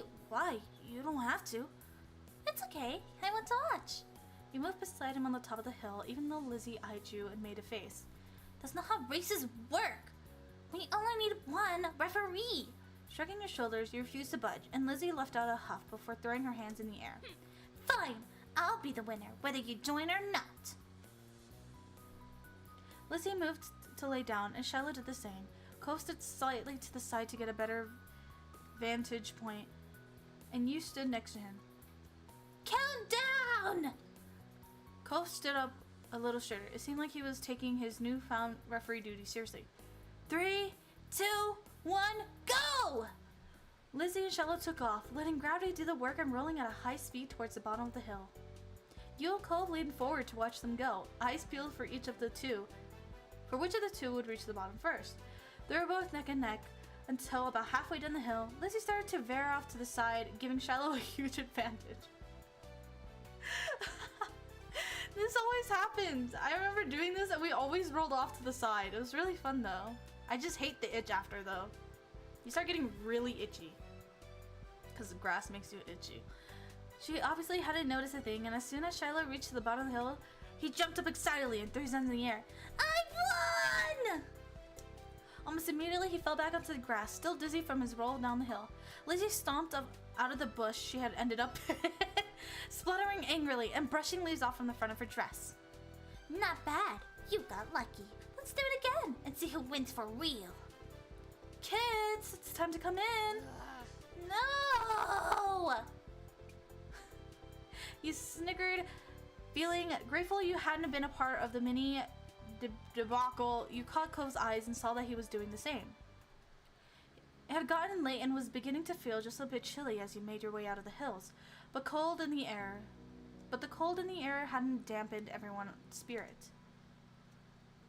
The four of you walked back home together, side by side, down your neighborhood street, discussing the evening, with each person trying to prove that they were the one who caught the most fireflies. You knew that whoever really did catch the most didn't matter much anyway. All that mattered was that you all had fun, which, judging by the smiles on everyone's faces, you did. Oh my god, wait, I could do all of them? Oh, Pog! Yippee! Cove wasn't able to do many things that summer. When you, him, and Shiloh sat on the shoreline on one bright morning, you could tell he wanted to go be in the water. There was no way he'd be swimming anytime soon, not with his cast. The waves washed a single shell to the shore, glittering and blue. Another reminder of the place he couldn't go. That's why I don't touch grass. From what you heard about Cole's old life, so far in tiny pieces and fragments, you could tell that he'd do anything to be able to get that cast off. Like make a pact with a witch or something, just to get it off his arm. He thought about how his summer last year must have been totally different from this, with his old home and his mom and his dad. But now he was here, with you, and Shiloh and Lizzie and everyone else, and he couldn't even go in the sea. This town wasn't bad. It had all your favorite things in it, but sitting there, on the same beach you'd grown up on, you could understand that not everybody else felt the same way about the Sunset Bird as you did. You watched him from the corner of your eye, quietly, and he finally said aloud what you had been I wish I could go in. The water? Yeah. Oh, I'm sorry. You're gonna be able to do it soon. Cove only sighed in response. Apparently soon wasn't soon enough. It's so pretty. The ocean. Oh, I thought it was shallow. Oh, and huge. Wait, who said the other? Fuck, did I miss? Oh, fuck. And huge. There could be anything out there, like mermaids. Swimming might be fun if we could. I wish you didn't have a cast. I don't really care. I'm higher on land. Mermaids aren't real. They're real to me! I wish you didn't have the cast. Me too. Obviously not interested in hearing much more of your input on the situation, Cove turned back to the water. But as he looked away, something about Shiloh's slow, careful movements caught his eye. Hey, are you building a sandcastle? Sort of. I was only playing around while you were talking. I'm listening. Maybe I could too. I've only made big piles before. It's really nothing special. I'm sure you'll be good at it right away. Well, how do you do it then? Shiloh's cheeks lit up. You could tell he was a little bit uncomfortable to have Cove's expectant stare on him. I'll play too. I love making sand castles. This is how Ash Ketchum stayed 10 years old when I kept doing these moments. Okay. He put his hands back on his seashells and sand and nodded. I don't do a lot, so here's how I like to get the house started. Shiloh, focusing more so intently than you'd ever seen him, guided Cove through his process. You had to use your own method. It didn't take long for the three of you to have each of humble structures prepared. That's all, kind of. You can do anything now. Like make it bigger, add some seashells, carve a pretty pattern. I bet you'll have great ideas. Okay. I'm gonna make it bigger. Mine is gonna be a real castle. Cool. Cool! This is gonna be a house. Looking at the base of your sandcastle, you decided to make a mansion! Looking at the base of your sandcastle, you decided to design a mansion. The better part of the next hour was spent focusing on your work. The boys were the same. Even Shiloh didn't sneak as many peeks at everyone else as he usually did. You finished shaping before either of them did, glancing from what you built. It seems that you got done so fast because they already searched around for extra decorations. Shiloh had grabbed most of the really interesting stuff, and Cove had a lot of the shells, but there were still options. The first thing you reached out for was a piece of glass. Sea glass. It's glass. I'm not gonna touch glass. The blue seashell. It was the best fit for your match, and you decided. The blue color still reminded you of the clear water, so you put it in a funny place where it'd take a second look to see it. Pleased with your result, you finally took a proper look around that wasn't focused on the sand itself. Both Cove and Shiloh seemed super immersed still. You knew you could probably sneak a peek at either one's work. I decide not to look. I will blind the eyes and refuse to see. You instead watched some of the clouds go by. The silence was then broken. What's that on top of yours, Shiloh? You peeked closer and discovered something shiny sticking out of Shiloh's sand chimney. Oh, this is the gum wrapper. It's like the smoke. Neat. That's good. Oh, it's good. That's smart. Yeah, I didn't think of that. Should be an architect. Kind of looks like a worm. I'm not gonna do that. You really know a lot about this stuff. Shiloh smiled without a word, and that was that for the current topic. Lem, can I see what you did? Sure. He scooted just a bit nearer and began surveying your work. All you really knew about the mansions was that they were supposed to be big, and so you'd gone really big. The size of the country club that Lizzie played golf at, compared to Cove and Shiloh's building, probably even bigger. Shiloh quickly decided to jump into the new conversation. Hey Lem, what did you do? This is my mansion. It looks great. Your house is so big. You just looked at it. It's not a big house, it's a mansion. Guess mansions are just really big houses. They are though. They really are. He's not wrong. Is being a house bad? No. No, but we made our own place. Nobody's the same. I think we are. Cove raised his eyebrow at that. If something is the only one of that thing, that makes it special. Yeah, for sandcastles and stuff. People do. Wait, did I read the name wrong? Shit, I'm not reading the name correctly. My dad always says how everybody has their own man, a real individual. I don't think I'm very special. Why? Why not? Nobody else is you. Shiloh simply shook his head. I'm not different. A beat passed between the two. Cove then looked down at his own work again. Okay. He didn't seem to be bothered by leaving the disagreement hanging there. Cove had other things on his mind.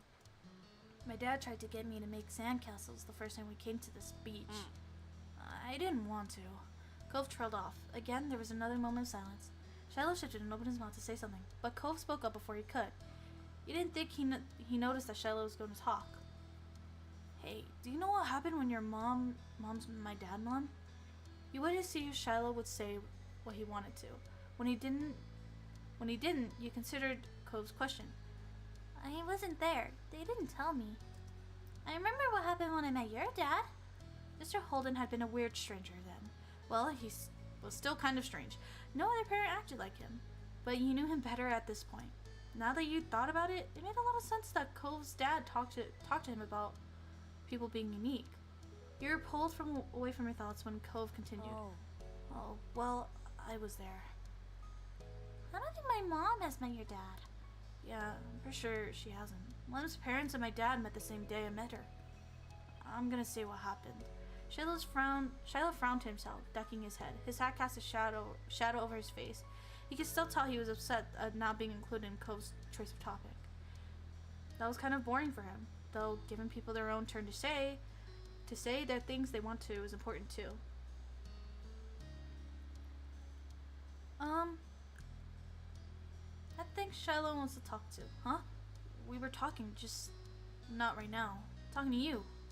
He can listen. Shiloh's expression barely flickered at the words. He still looked put off.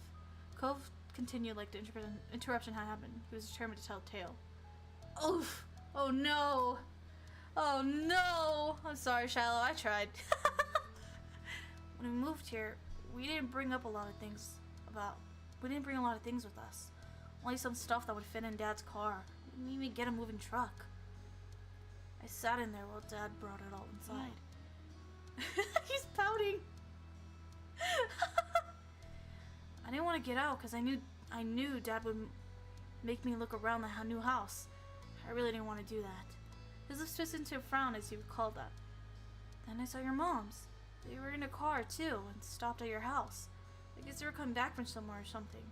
My dad noticed. He waved his hand and then went over to the front of your house when he started talking to them.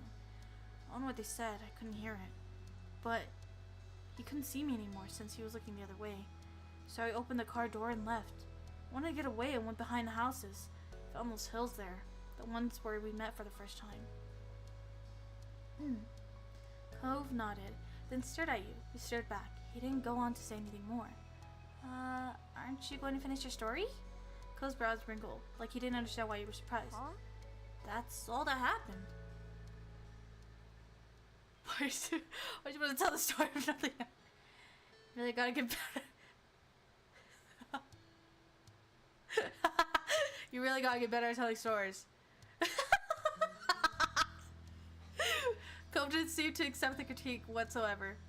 But that was how our parents met. I didn't make the story up. True stories can be good, but this isn't the problem.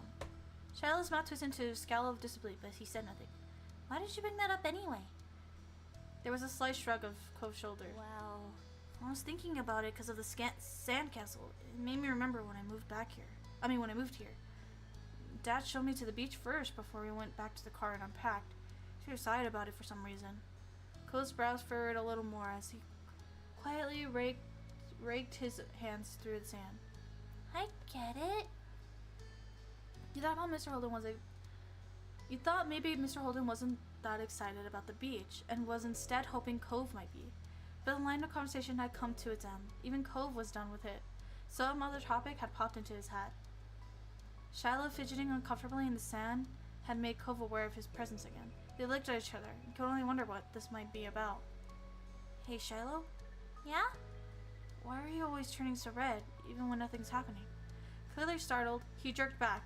Neither of you or Shiloh had expected that to be how he got included into the conversation again. I don't know, I guess. Okay, it's kind of weird. Shiloh's eyes were wide with embarrassment, with his lips twitched, and he was blushing even harder than before. Maybe it wasn't only this, perhaps it was simply the last straw, but it was a big deal to Shiloh, a huge deal. He didn't just look sad, he seemed almost panicked. You weren't sure if he was about to cry or run away or what, but you soon got an answer. Why do you wear glasses? Most kids don't wear glasses, and nobody's named Cove! who asked you to come? Who else did it come? It was probably just your dad bugging Lem's family some more, because you don't have anyone else who'll ever play with you!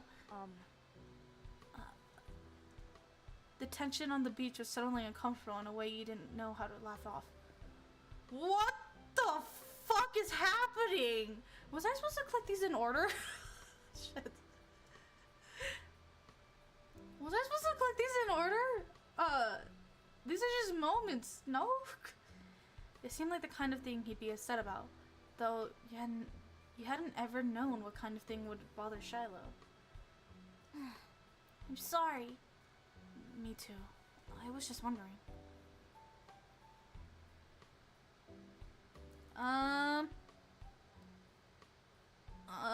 Let's build a sandcastle together! The day's gonna be over soon. Mom, you're right. The sun is going down fast. You all went back to making more sandcastles, but the whole mood had changed.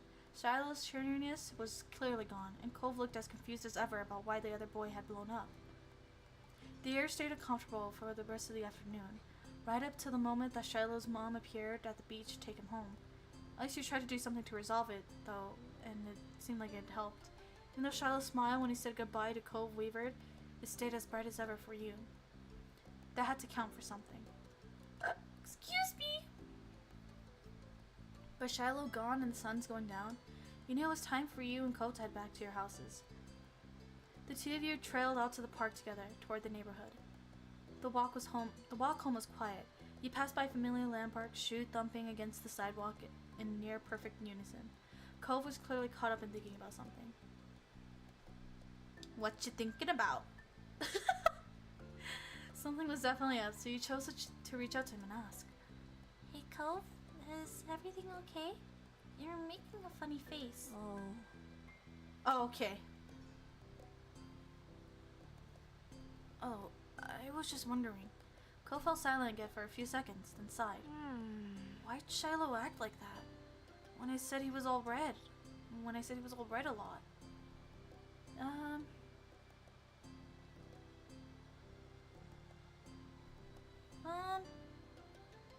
Should make fun of him, he gets embarrassed. Should make fun of him, he gets embarrassed. I'm in between these.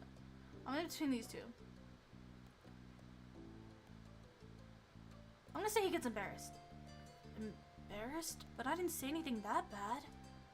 It might have upset him anyway. I guess I can get it. Why would he do that? Sometimes I get really mad too. Despite seemingly coming to a conclusion, Cole's mood was still sour. Hey, Mom? Was Shiloh telling the truth? His gaze left yours as he dug the sole of his shoe onto the ground. He looked awfully vulnerable for a second. Does my dad make you hang out with me? I know he talks to your moms about that a lot. And a comfortable weight settled on your chest as a quick. You liked spending time with Cole. You didn't even have to think hard about it. You knew what you did. You knew you did. Oops. But you couldn't help feeling guilty. Cole still didn't know what happened when you met Mr. Holden. Nobody's making me spend time with you. Your dad does do stuff so you'll hang out with my family, but Shiloh shouldn't have said that. Say to tell him about his dad offered you money. I'm not gonna tell him that! I'm gonna tell him this. Cole's shoulders relaxed. You haven't even noticed that he had tensed up. Yeah, that's what I thought too. Anyway, I didn't think you were pretending. I just wanted to make sure it was okay is all. Thanks. Thanks for telling me. Your throat tightened. It was hard to meet Cole's earnest gaze again. Keeping secrets was hard. You're welcome. By now, the two of you were on the sidewalk near your house. It was time to part ways.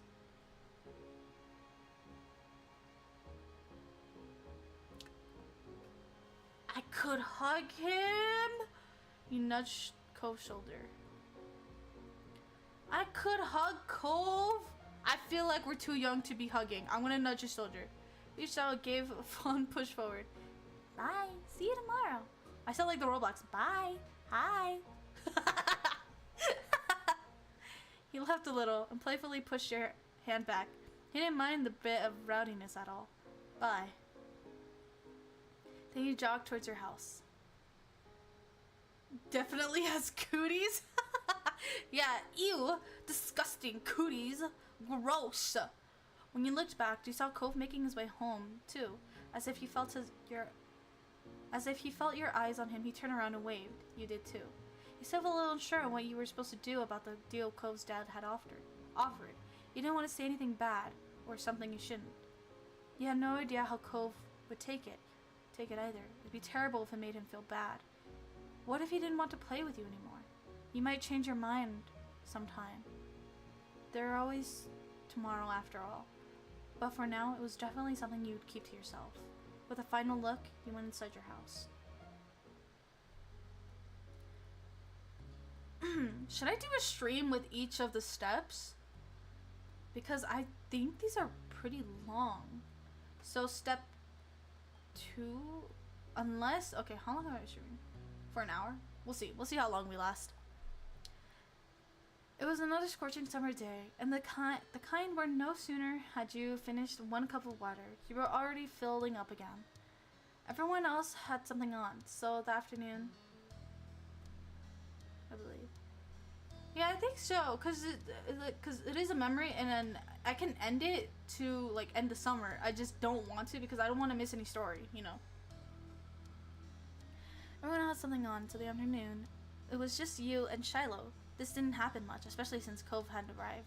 Without Lizzie around, Shiloh looked to you for all the answers. It made you feel... nothing, really. I mean, Shiloh went along with whatever you wanted, so he wasn't a bother, but he also wasn't that much fun. You drained yet another drink and frowned at the empty vessel. Your thirst was gone, but you still craved something icy, cold, and refreshing. Something sweet. Something like... an ice cream cone. Nothing beat a classic creamy scoop of ice cream on a day like this. There was nothing like that to be found at home. You knew that without needing to look. Your moms didn't keep sweets in the house.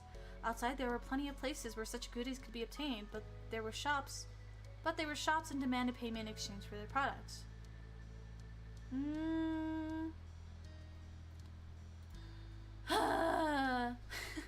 As if she really wanted the treat, it wasn't going to happen.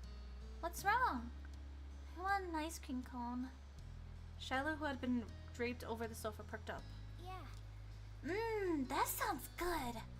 We don't have any here, and I don't have any money. Oh, let me check if I have any. Shiloh rummaged through his backpack and proudly produced an assortment of coins plus one stray button. He set the buttons aside and counted the coins in neat piles. Just over $1. You announced this to Shiloh.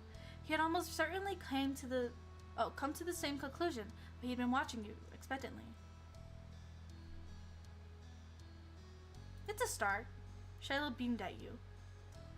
Well, wanted to find some more. Okay. The two of you lifted couch cushions, stuck tiny hands down the deep crevices of the sofa and under the furniture, and scoured the back of the drawers. Most of what you found was useless or gross. Bent paper clips, fluffy wisps of dust, or sandy crumbs. Excuse me, but every so often one of you would strike silver or bronze and add it to the group of piling coins. Dusty and disheveled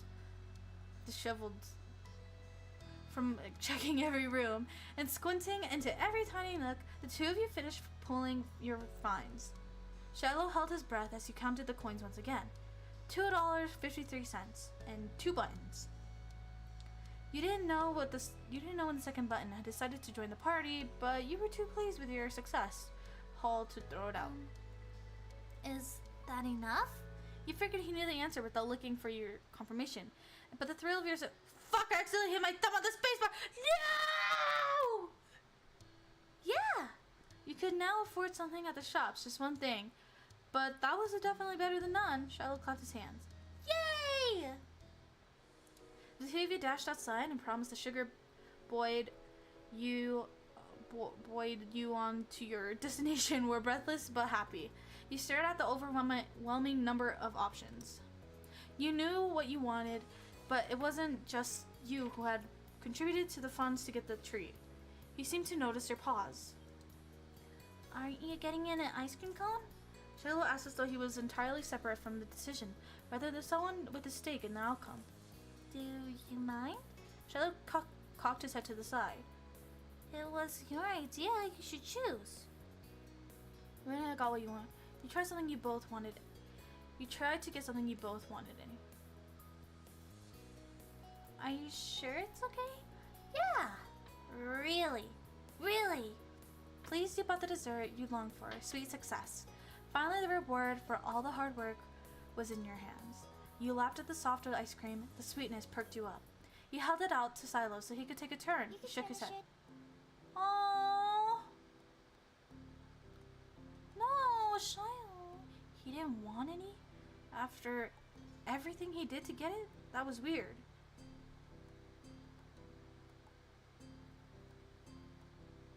No!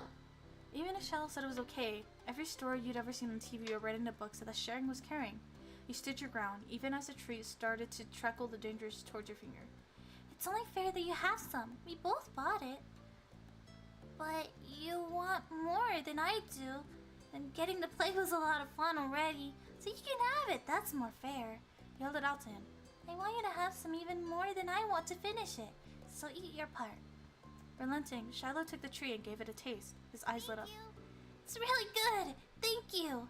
You smiled, pleased with your good deed. You picked the best one. Did he mean that? Shiloh was always nice no matter what happened. Even if he hated it, you knew he wouldn't say so. Aww. He's a people pleaser. No! You gotta think for yourself! It's okay to be selfish, Shiloh! No! Maybe he thought it was gross and that's the real reason why he didn't want to take some. You had no idea. You studied him as he ate a little more. He had every appearance of enjoying himself, still weird. The two of you began to head back home as he ate.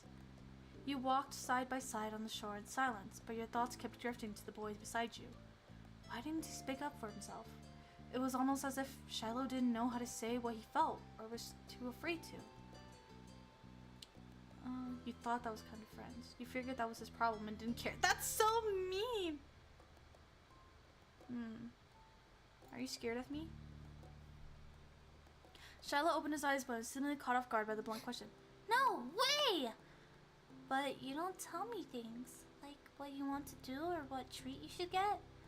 That's not because I'm scared, it's because you have better ideas than I do. Unfortunately, there was yet another thing you could entirely believe Shiloh on. You hoped it was true, and that he really did feel okay around you, though. Shiloh made you unsure about setting a label on the experience of spending the afternoon with just him.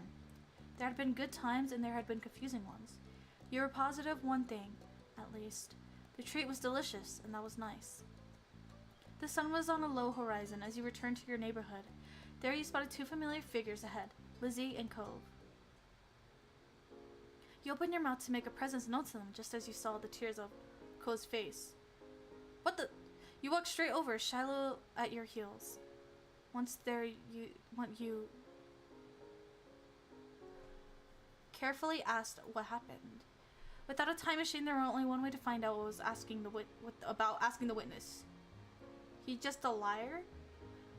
I mean, he's a liar, but he's also lying because he's a people pleaser. Like, he doesn't want to have his own mind in the situation. He's so young to be doing that. No. He's a kiss ass. He can't be a kiss ass at this age. No. Lizzie might have done something, but she could have been in the wrong place at the wrong time, or even come to Cove's aid. You wanted to hear the story. Cove, what happened? Mom, I got yelled at. Took a deep breath and steadying breath. Some grandparents got mad at me. Oh, sorry. Lizzie jerked her head in the direction of a nearby house. Your heart sunk. You knew exactly what had happened. Every year, the same mean old couple rented out the condo for the summer. You, Lizzie, Shiloh knew to stay away from them, but Cove couldn't have. They're like that with everyone. Even your mom struggled to find anything nice to say about them, but the elderly pair particularly took offense to kids. It didn't matter if they were really nice, like Cove. Yeah, Lizzie said. Lizzie drew herself up at that. She looked pointedly at your direction. I was helping. That's cool. Is there anything else I can do? No, I'm just gonna stay away. Or you could teach them a lesson. There was a devilish glint in her eye. Oh my god! She's a sassy older sister. She's the fashionista. She's gonna be the one helping me pick outfits for dates and telling me, oh fuck, I accidentally hit my spacebar. No! What? You should ding dong ditch them. Go ring the doorbell and run. He'll be great because they're so slow. They'll never catch you. That's dumb. I don't want to go near them again. You're just saying that because you're a chicken. Oh god, no! Why is our sister so mean? Hello. She's confident. She's too confident. It's scary. She's...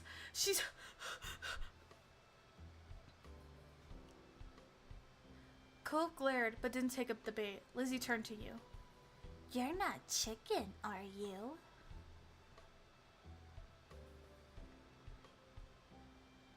You'd rather just avoid them. You looked at the house behind those closed doors like two beings. Wait, but they hurt Cove. But, you know, it doesn't really help if you're gonna, like, fight back with them. It's not gonna do anything, especially if you're a kid. Like, it just makes you in the wrong. Like, it just makes you in the wrong. You know? If that makes sense. Like, it's just like, you could put it in the wrong for that. Because your parents all of a sudden, somehow, decides to go, like, they're your elderly, you gotta respect the elders, and then you're stuck there.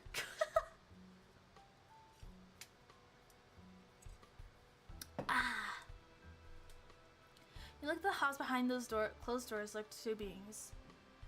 Rich in years, but poor in patience. Maybe they deserved a retaliation. Maybe they didn't. But that punishment wouldn't be coming from you. It was safer to stay far away from them, especially since Cove took their outburst to heart.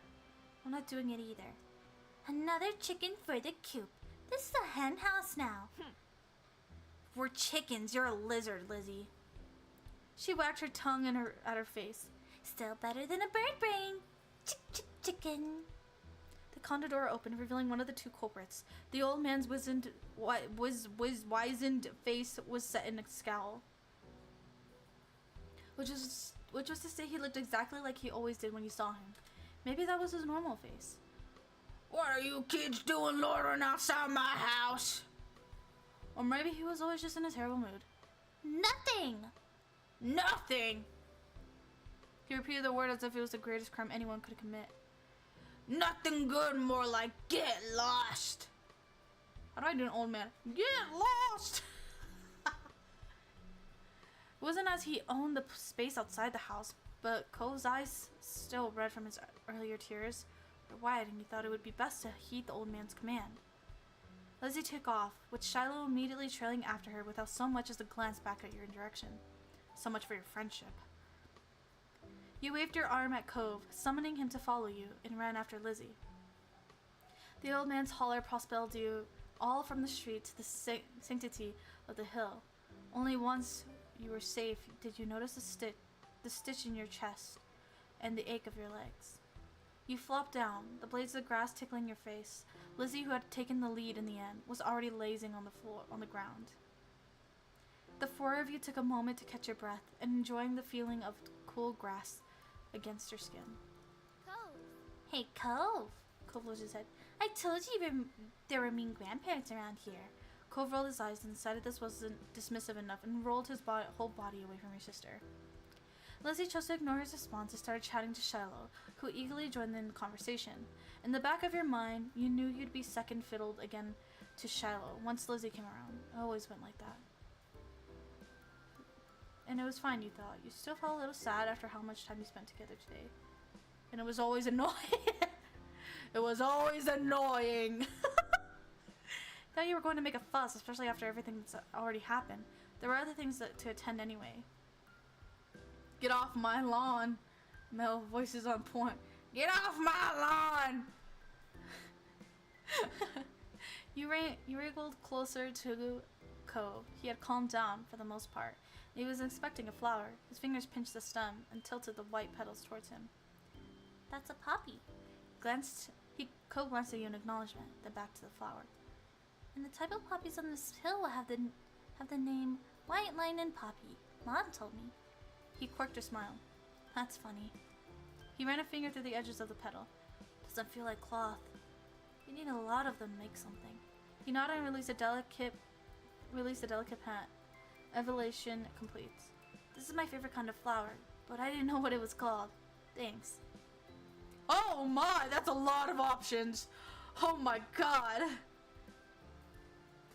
I like roses. Peonies are pretty. Peonies are pretty. Orchids are the most. Oh, I like all these flowers. I like roses and peonies. I'm a basic bitch, so I like roses, and I also like peonies. I'm a basic bitch, but it's okay. Peonies are pretty.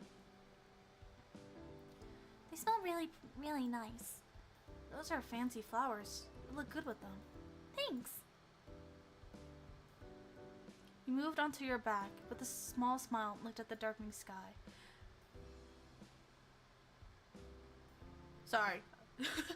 The blanket of clouds reminded you of a thick throw you curled under a cold, rainy days. You wondered if the clouds would be soft. They lazily floated on by, splitting from each other, merging and morphing into new shapes. You saw a smiley face, Maka, car, dolphin. You saw a cloud shape so deep. It's so true. So. Type your own answer? No! An alpaca! You saw a fluffy alpaca. You nudged Cove and pointed it out. Can you see the alpaca? Cove joined you in gazing skywards. Whoa. It's more like a llama. Hey! He chuckled at your reaction. Aww! You're so cute. All the sun's light faded from the sky, and then Lizzie got to her feet, dusting strands of grass from her bare legs and surveyed her surroundings. The ocean, visible from the crests of the hill, beckoned with every sweep of the tide. Let's go to the beach. Let's go to the beach. Let's go get away. Like weeds, the ones that cause all the plants to wilt. What? I hate them.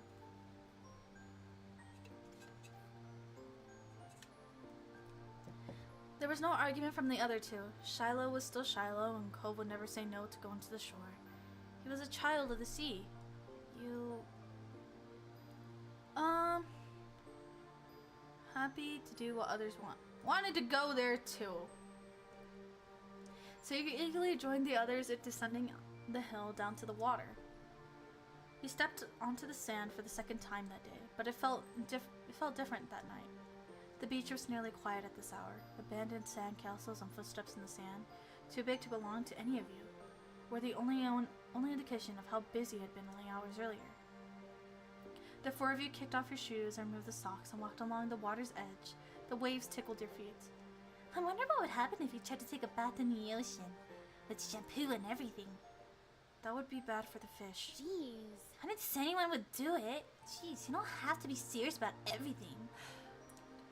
Excuse me? You're the one who asked what would happen. This is what would happen. It hurt the fishes. I like bubble baths at home. They're a lot of fun. Me too. Bubble baths are luxurious. You never heard Lizzie use that word before. Mommy loves to have bubbles in her bath. She'll turn the lights off and have candles. I'm gonna do that next time. Hey, when's your mom coming to pick you up anyway? Not for a while. She's busy. What about your dad? How come you never talk about him? Nobody does. Do you know you're not supposed to ask something like that? Why would someone want to talk about something they never talk about? You kept your eyes on the ground, watching your toes get swallowed by waves. Even if Shiloh never seemed upset about this topic, when this topic came up, it made you feel awkward just for having both of your moms. It's okay. I like Lizzie and Lem. I don't have a dad. Oh, I'm like Lizzie and Lem. I don't have a dad. But I don't have two moms. I just have one. She's really great. Oh, sorry. I only have one now, too.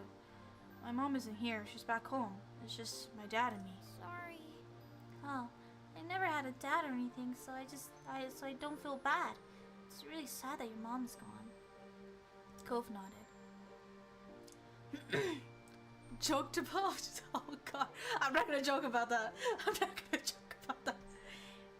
They're all different. Our parents are good in their own ways. Mm-hmm. Yeah. Cove couldn't muster a response. You don't think he truly disagreed, though. The silence broke with a splash of Lizzie kicked in your direction. Cold water and sun and sand splattered against your leg. Lizzie giggled, foot still outstretched from the kick. Cove joined in, striking an upcoming wave to splash of his own. Shallow scurried out of Cove's spray zone with a grin.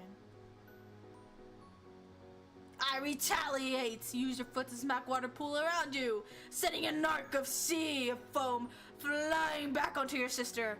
You laughed as she spluttered some of the salty seawater having landed in her mouth. Oh, she spat it out. Yuck! Lizzie chased you, intent on revenge. You dashed up and down the coast, taking it in turns to be the predator and prey, as well as joining forces to take down Shiloh or Cove. Alliances were silently forged and wordlessly broken. Everything was fair game in war. Ah! Shiloh's brief exclamation was drowned out by the biggest splash yet, caused by him falling face first onto the ground. That would have been bad enough without the wave that followed, cascading over his prone body. Shiloh sat up, shaking his head like a dog coming in from the rain. As you all hurried over to check on him, his hair was plastered to his head, and his soaked clothes clung. If there was any part of him that was still dry, you couldn't see it.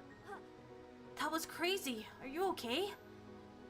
Yeah, my foot got stuck and I fell over. Way to go, Shiloh, you dumbo.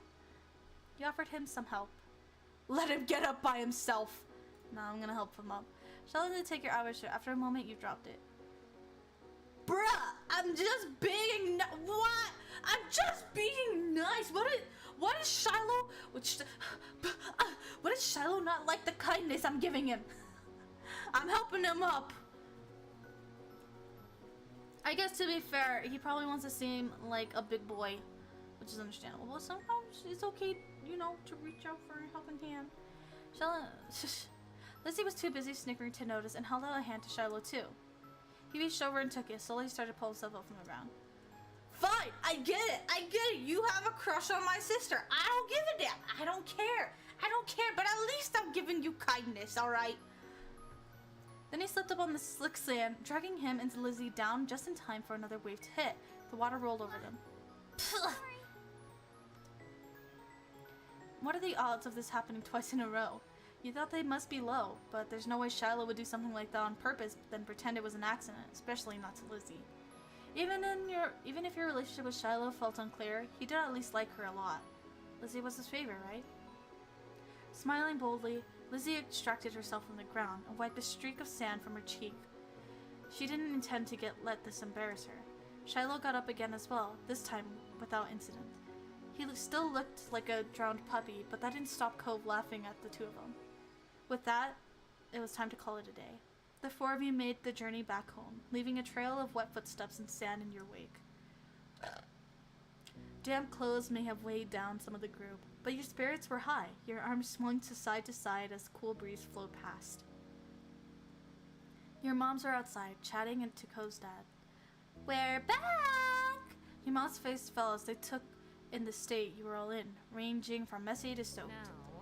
Elizabeth, is that all you have to say for yourself? Is that all you have to say for yourself? You brought half the beach back with you. They certainly did. That's Marigold. What's Marigold going to do when she comes to get Shiloh? Is that how you want him to be for the long drive home, cold and filthy? Lizzie's expression turned sulky over this scolding. Being the oldest could be fun, but also meant she was the first to get in trouble when something went wrong. So fucking true. So fucking true. Oh, all the kids got hurt? You're the oldest one. Why didn't you watch them? They're not my kids. What the fuck? They're not my kids. Just because they're not your kids, it doesn't mean you can't. You have to watch out for the little ones. But they're not my kids. That's how it feels like. That happened to me a lot when I was a kid. My dad kind of calmed down about that after I got older because I was just kind of like, no. But that happened a lot when I was younger. Mr. Holden, on the other hand, chuckled as he ruffled Cove's matted hair. You've been out making memories, huh? Oh, memories, bucko. I'm glad you had a good time with your friends. Cove used his slightly moist cast arm to push his dad off. Mr. Holden's eyes widened when he noticed oh my god! Mr. Holden's eyes widened when he noticed Mr. Holden's eyes widened when he noticed even that had gotten wet. Oh, now he was worried too. I didn't, hold on. I'm reading too much. My brain is English 100. I know. I think they could have been found a less risky way to spend time and had just as much fun. That might be right. Right, kids. What can you do? Come on, Cove. Let's get you cleaned up and dried off. We don't want that cast to be reset. Cove winced at the thought. Okay. That boy. Mr. Holden casually bent down and plucked Cove off the ground, ultimately holding Cove against his chest. Sand was already transferring from Cove onto him, but that didn't seem to bother Mr. Holden. Cove protested being carried, but only got a reassuring pat on the back for his trouble. Take care. Good night, Cove. Thank you for the talk, Cliff. Night, Blood family, and Shiloh too. Resigned to his fate, Cove twisted his body in his dad's arms in order to turn and wave goodbye. Smiling, he waved back. Good night! Fine. Well, we better do what we can to fix you guys up. Come on, everybody inside. I want you to march straight to the downstairs bathroom. Yes, Mom. Okay, Lizzie's mom. Don't worry about stopping to wipe your feet on the mat this time. That won't do much good tonight. Sitting on an old beach towel your mommy found, you waited in the hall until you were less sandy. You weren't allowed to go to your room or walk around the house. But you did get to eat a sandwich for dinner there. It felt like an indoor picnic. It had been decided that Shiloh would wash first and borrow some of your clothes. He was already finished and packed away in his mom's car. Miss Fields had come to collect him a little while ago. It was a bit of a funny experience seeing him without the hat for once. Lizzie, being much more stoked than you, got to go to the tub next. It wasn't a bubble bath as she had hoped. This was a no fun allowed cleanup session. At least that's what she claimed. Not much longer and it would be your turn. When the bath was done, you'd have to go right to bed. After a day like this, though, you were glad there weren't going to be any further events. Drifting off to sleep, you sounded like a wait, what the fuck? Drifting off to sleep sounded like a great idea. Oh my god, I can't read. I can't reach. I can't read. Oh wait, I could just go to the next. Should I just go to the next one? I'm kidding. Fuck no. I'm gonna go through all of them. We're gonna have how long is the stream? We're gonna have a 5-hour stream of this game. One sweltering summer day, you were in your living room with Cove, listening to the sounds of the birds chattering outside the window while you lay across the rug on the floor. Cove's dad had dropped him off earlier, and your moms had left the two of you along with Lizzie to play amongst yourselves. It had been too hot to go outside in the afternoon, at least according to Mommy, so your sister was starting to get impatient waiting for her golf class that evening. The three of you had trouble finding something fun to do. The beach and the playground were off limits, and you felt it was too warm for anything like playing with your fuzzy toy animals. Then suddenly, a light came to Lizzie's big brown eyes, and her smile spread wide across her face. Your two memories, I can't read. This is gonna be great. Yes! Having an idea gave her a new wave of energy. Since we're stuck inside, we should be adults. They don't play outdoors anyways. They're always inside and telling everybody they're too busy to play. Hey, sometimes I am too busy to play. Not really. I just don't have the energy to play. Why? Duh. I said why. It'll be fun. Duh. What do they do inside that we don't? Besides use the phone a lot. Excluding a small huff, Lizzie decides to ignore Cove. What do you think? Do you want to?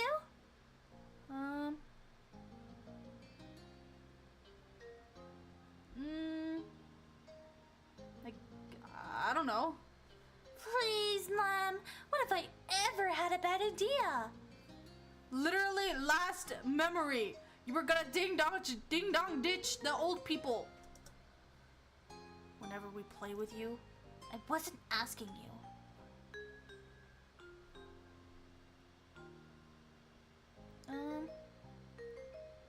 Okay, I'll stay. Hope this is as fun as you're promising it'll be.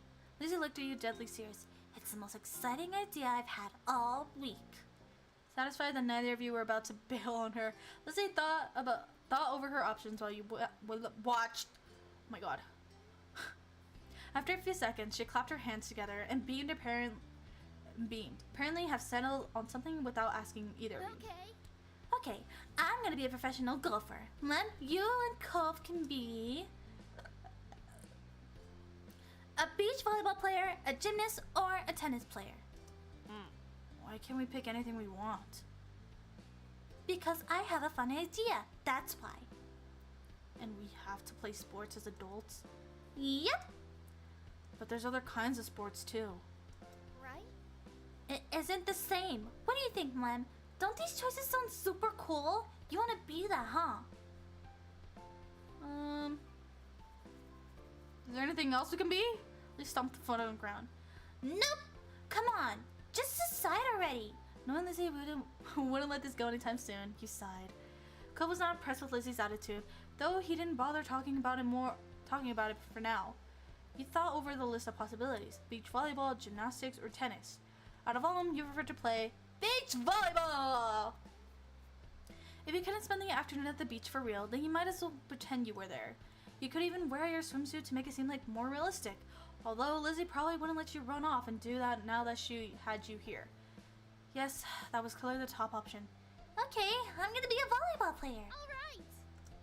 How about you, Cove? I'll have a volleyball team too. Lizzie threw her hands in the air, making a annoyed sound. You guys can't be the same thing! That's not how it works! You didn't say that. You didn't say that. The rule's picking from the list. You can't keep adding more. Lizzie looked at the two of you, then shook her head, resigned to losing this battle, but not the war. Fine, you're both volleyball players, but you're on the same team because there's only one. Lizzie's ponytail bobbed when she proudly stretched her arms wide. The Olympic team. What? We're Olympic athletes who just competed in the Olympics. Cove didn't seem all that impressed with the announcement. He made a face and adjusted his glasses on his nose. That's really specific. Rude. That's what makes it fun. Anyway, Lizzie marched back and forth in front of both of you, getting lost in her own imagination. I won all gold medals and people are calling me the next Mickey Wright. Who's that? Lizzie stopped on the spot and turned to him, her brown eyes shining with impatience. It doesn't matter if you know who she is. It's a golf thing. You guys won medals too. Your team placed at silver. It's more real if we're not all in first place. I don't want to. We can do better than silver! You pat Lizzie, unhappy with the decision. Mom's right. Sorry. Lots of people lose at the Olympics. Them's the breaks. Then you're the one who did, not me. Lizzie looked taken aback by fracking up. Lizzie looked taken.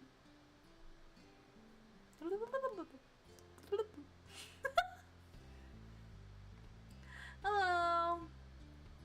Lizzie looked taken aback by Cove's declaration, as though the thought of her losing was completely absurd. No way! It wouldn't make sense. I'm already practicing my golf game. She took off a golfing stance to make her point, pretending to swing her club and hit an invisible ball. So what kind of house do you want to live in?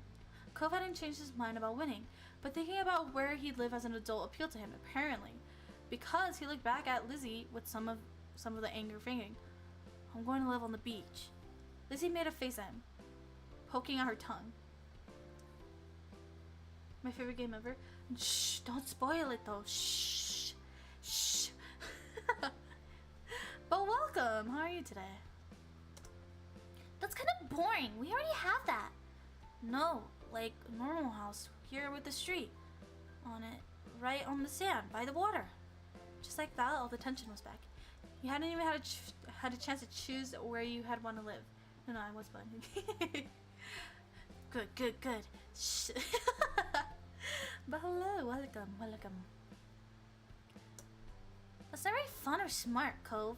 You can't live on a bunch of sand and shells. But I want to. And I will. Cove narrowed his eyes at Lizzie, even though she stood half a head taller than him. You didn't give out a list of things to pick from this time, so I'm picking that. Why are we even playing pretend if we can't even imagine anything? Jeez. Thanks for asking. How are you? What do you think of the game? I'm good, and honestly, this game is really nice. I really like it. I like the story. I like that picking decisions can like alter things. Since I'm still in the stage where like they're kids, I like the characters. I like the differences of each of the characters. I like the scenery. The art is amazing too. But yeah, I'm enjoying it so far. Jeez, well, I'm gonna live in a mansion far away from here and far away from you. One with an indoor pool and a place to practice my award-winning golfing. It's not fair. How come you were yelling about mine when your idea is even more impossible? Lizzie's face flustered red, her hands balling into her fists at the sides. It's not impossible, it's better than yours. Disagreements always seemed to crop up when the two of them were together, and you always felt like you were stuck in the middle. But when it came to the topic at hand, this time you thought being on the beach was cooler. Cove was right. You were tired of deciding between either of them.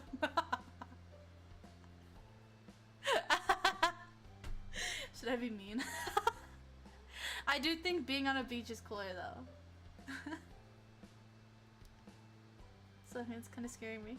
Oh, really? Yeah, I'm trying to make sure I sound as accurate as I can. Sometimes I remember their voice, but I love voice acting. Voice acting is really fun.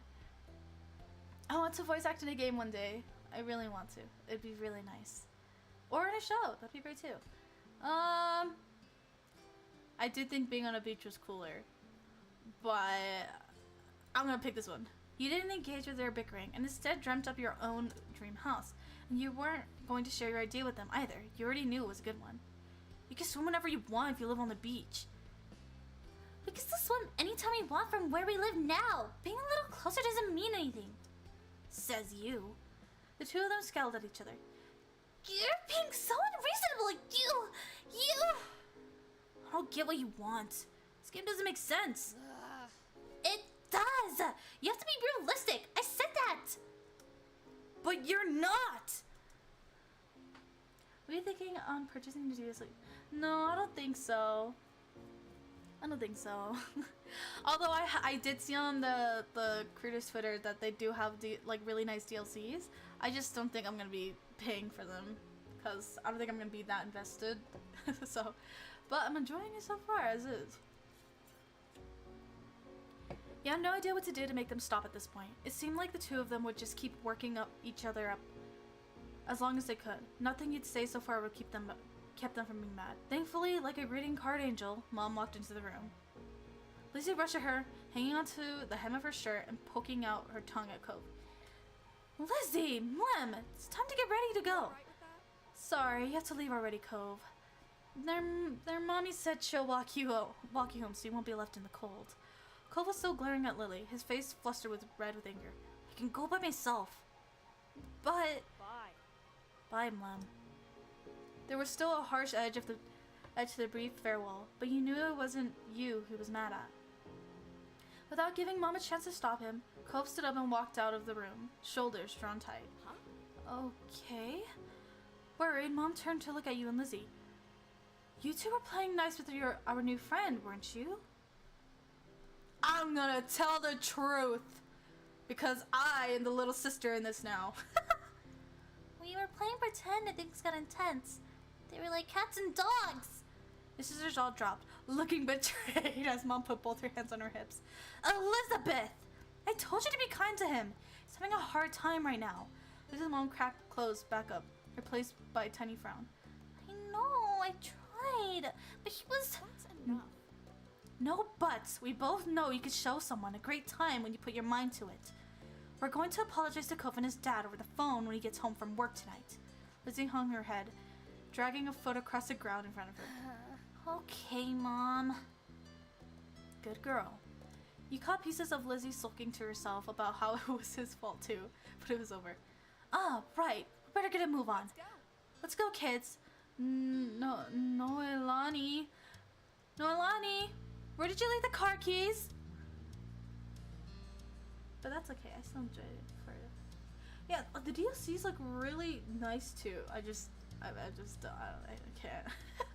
Mom hustled you all out to the door, and you noticed during the car ride to golf practice that Lizzie was quieter than usual. She was usually the first one to request which music to listen to in the car, but she didn't say anything. Your parents noticed she wasn't in a mood to be bothered. They gave her space, and Mama just asked what you'd like to listen to.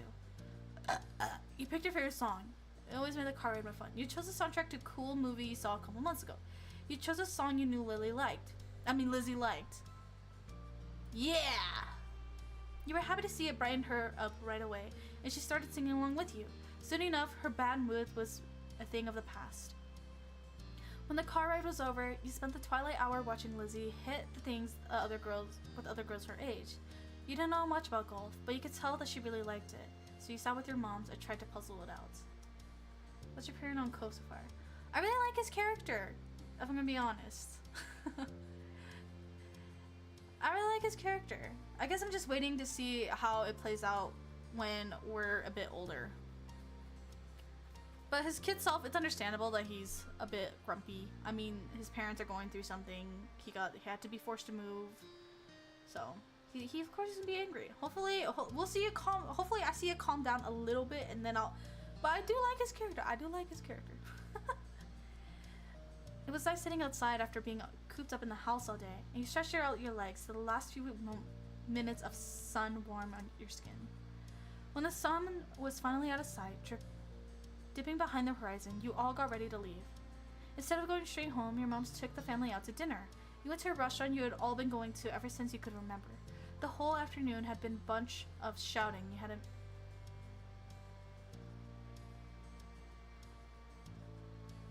Is Lizzie 10? I would say she's 10. She starts in double digits. You hadn't been able to stop, but you could kind of tell that this all helped Lizzie be less angry. The car ride home was quiet, with only the radio providing escape from silence. Yes, she is. Oh, okay. I was like, she's either 10 or 11, because she said she was in double digits. You know, I was like, it's one of them. It's one of them. Because she still has an imagination. Lizzie had been better. She's years older than me. Oh, okay. I guess I missed that. I don't know if they said that. I probably missed it. Lizzie had been in a better spirits now, but the closer you got to your neighborhood, the more she wiggled in her seat and frowned at the window. She knew what was coming when you all got home. Clearly, she was dreading it. Soon enough, Mom was turning out into our street, then reversing into the driveway. Once she cut the ignition, it was dead silent. No one spoke, only unbuckled their seatbelts and opened the doors too. Lizzie was the last one out. Once everyone was inside and done talking off their shoes. Oh, yeah, I was like, I think Shadow's a bit, I was thinking like maybe 6, but 7's more understandable. When everyone's inside the house and dead taking off their shoes, she propped her hands on her hips.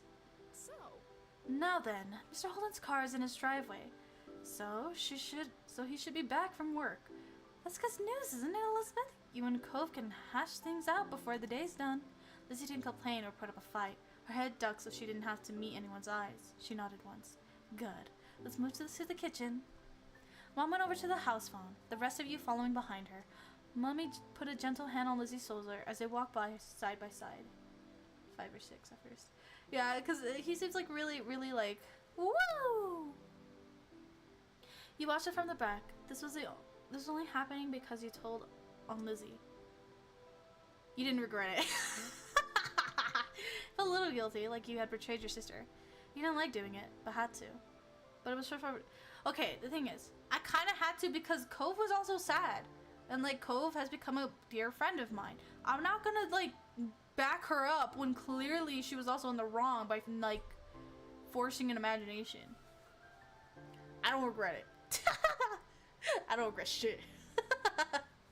You frowned to yourself, recalling how Cove had left in such a bad way. Hopefully time and Lily's pending apology would raise his spirits and smooth things over between them. The 4 of you stood around the kitchen in a lopsided square. All eyes were on Lizzie, who kept her gaze on her feet. You remember the number for Cove's house, don't you, honey? Lizzie jerked her head in another nod, sullen. Without further prompting, she stepped forward and began to dial. Beep boop beep beep beep boop boop. Mom reached over it and pressed a button on the base. Suddenly, you could hear the phone ringing. She turned on the speaker. The phone rang a couple of times, then stopped. Mr. Holden's warm voice came through the other end. Evening, Holden residence. Lizzie looked over at Mommy, unsure. She nodded encouragingly. Hi, Mr. Holden. It's, Lizzie. Can I talk to Cove? Absolutely.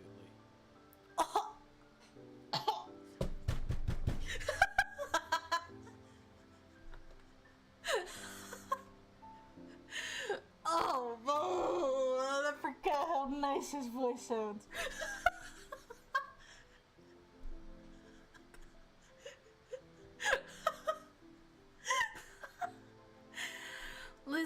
Lizzie Blair? What a surprise. But of course you can. Say hey to the boy. Yes, I am. Okay, I as me right now, like the IRL me, he is a DILF. He is a DILF.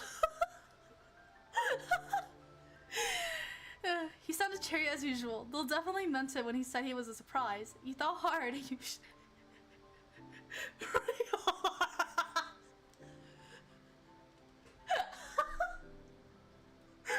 You were sure that your sister had never called Cove's house before. Mom spoke up before Mr. Holden or Lizzie could say anything more. Her arms were crossed over her chest, her lips pursed.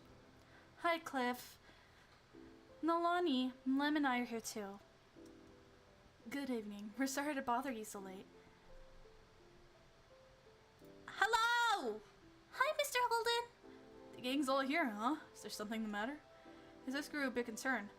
Mommy was quick to reassure him. No. Well, yes. But it's going to be okay. Lizzie and Cove got into a bit of a fight today. We're hoping the two of them could talk that out and make up. Is this a good time for you and Cove? What? A fight? Cove didn't tell me anything about that when I came home. It does explain the funk he's been in tonight. He chuckled lightly. Despite that, it didn't seem like he really thought it was funny. Anyways, it's good. He didn't catch us at a bad time. I'll go grab him for you. That was some shuffling on the other end. He must have not gone far because you could still hear him calling him out. Cove! There's someone on the phone for you! After a beat of silence, there was more muffled talking from Cove's dad. Come on, bud. Lizzie called just so she could talk to you. On something I am listening. Don't you want to say hi? It took a bit of back and forth, though the conversation seemed one-sided since you could hear Cove properly. Eventually, Cove took the phone from his dad. Hi. Hey, it's Lizzie. Yeah, I know. Dad told me. Cove's tone was defensive. Lizzie turned to Mom, scowling. One stern look from her, though, and Lizzie turned away. Sorry. I just called to say I'm sorry for not playing nice with you today. I won't do it again. Lizzie's eyes were downcast, her voice low. You could tell she felt uncomfortable apologizing to Cove in front of everyone. She was still being genuine about feeling bad. Cove must have realized that too, but he sighed quietly. Me and Lem could get gold too. That's right. Lizzie had kept denying you two what you deserved. Lizzie was momentarily stunned, silent by the demand. She probably forgot that had happened today. Alright, we all win the gold. Okay, I guess I'm sorry too. A sense of relief washed over everyone as acceptance of the apology. Mom uncrossed her arms while Mommy's shoulders relaxed. Lily's eyebrows raised. You wondered if she thought that he'd refuse her apology. Dad, can I get off the phone now? You could see him, but it was obvious that Cole felt awkward about the situation. He had come off uncomfortable the entire time, really. Yeah. You can go back to your room if you want. Be sure to say goodbye first, though. Bye, Lizzie. Bye. Bye. Aww. Bye, Blem. You perked up at the mention of your name. You smiled, even though you couldn't see it. Bye, Cove! With that said, Cove must have handed the phone to his dad and left, since Mr. Holden spoke up. That's a relief.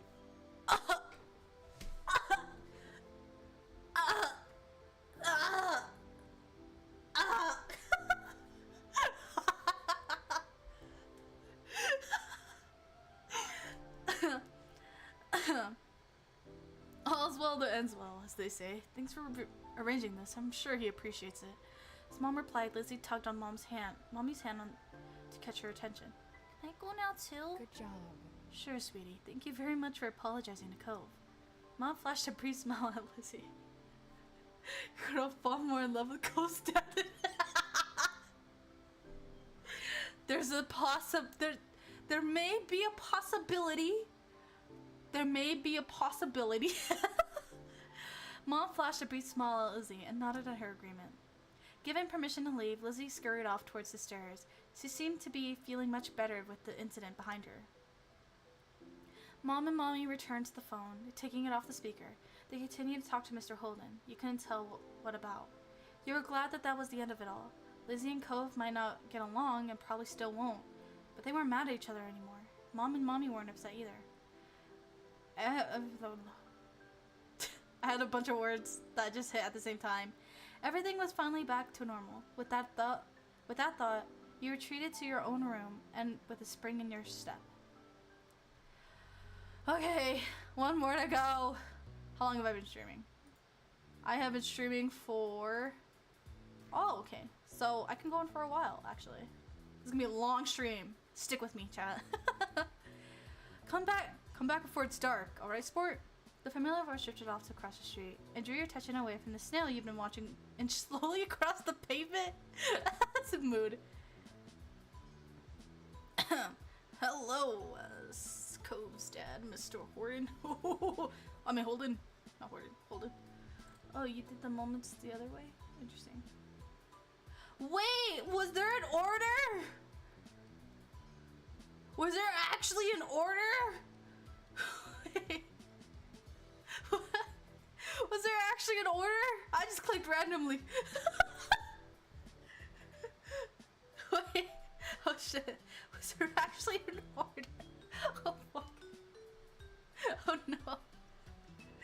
Go waited in front of his dad, pushing his green hair back in front of his face from where the breeze was blowing. Not really. The developer said you can do it any way you want. Oh, okay. Okay. I was like, oh shit, did I just fuck up what I needed to do? He looked to be paying only a mild amount of attention. Paying a mild amount of attention as he was being handed a few slips of green paper. It reminded you of when you first met Mr. Holden, although he's probably not paying Cove to be friends with himself. Cove's dad seemed to feel you're gay somehow, or maybe you made a noise because a second later his eyes were on you. He waved you over with a smile.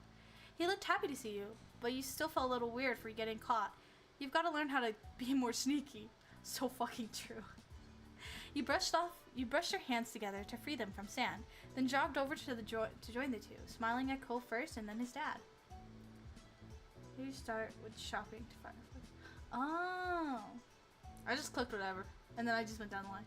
You did it the wrong way. Cove is questionably going to go for Lizzie now. No!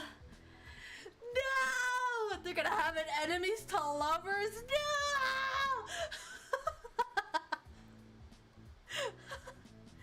Lem, hi. How's it going? It's going good now that you're here.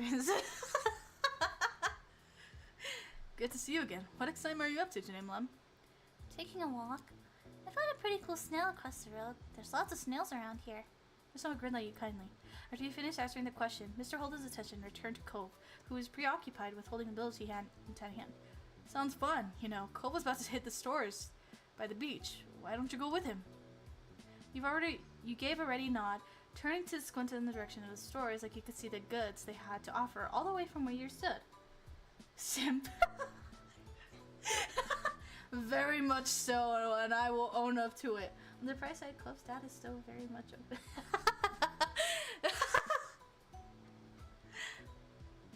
Oh, is that okay? I don't mind. Great, I'm sure you guys will have loads of fun. Mr. Holden reached into his pocket and pulled out a leather wallet filled with money. Found it odd since your mom only ever seems to have cards in hers. Here. He leaned in to pass a crisp 10 to Cove, giving him a wink and whisper. Get something for your friend, too. Sure. Good kid. That's my boy. Cove's dad ruffled his hair as he was straightening back up. The bill in his hand still stood still held out towards the green-haired boy. Take care. Cove accepted the bill after a second and slipped it into his pocket. Then, with one last nod to his dad, he turned and started walking.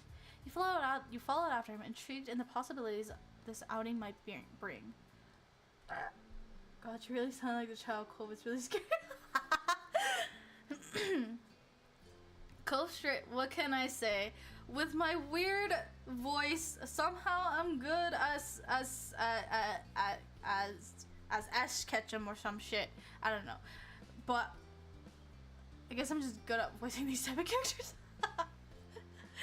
Cole strayed towards the gentle tide creeping up the sand, and you fell into the place beside him. It was a nice day. The sun was shining and there weren't many clouds in the sky, though the wind coming up. I'm overthinking how to read and I can't read.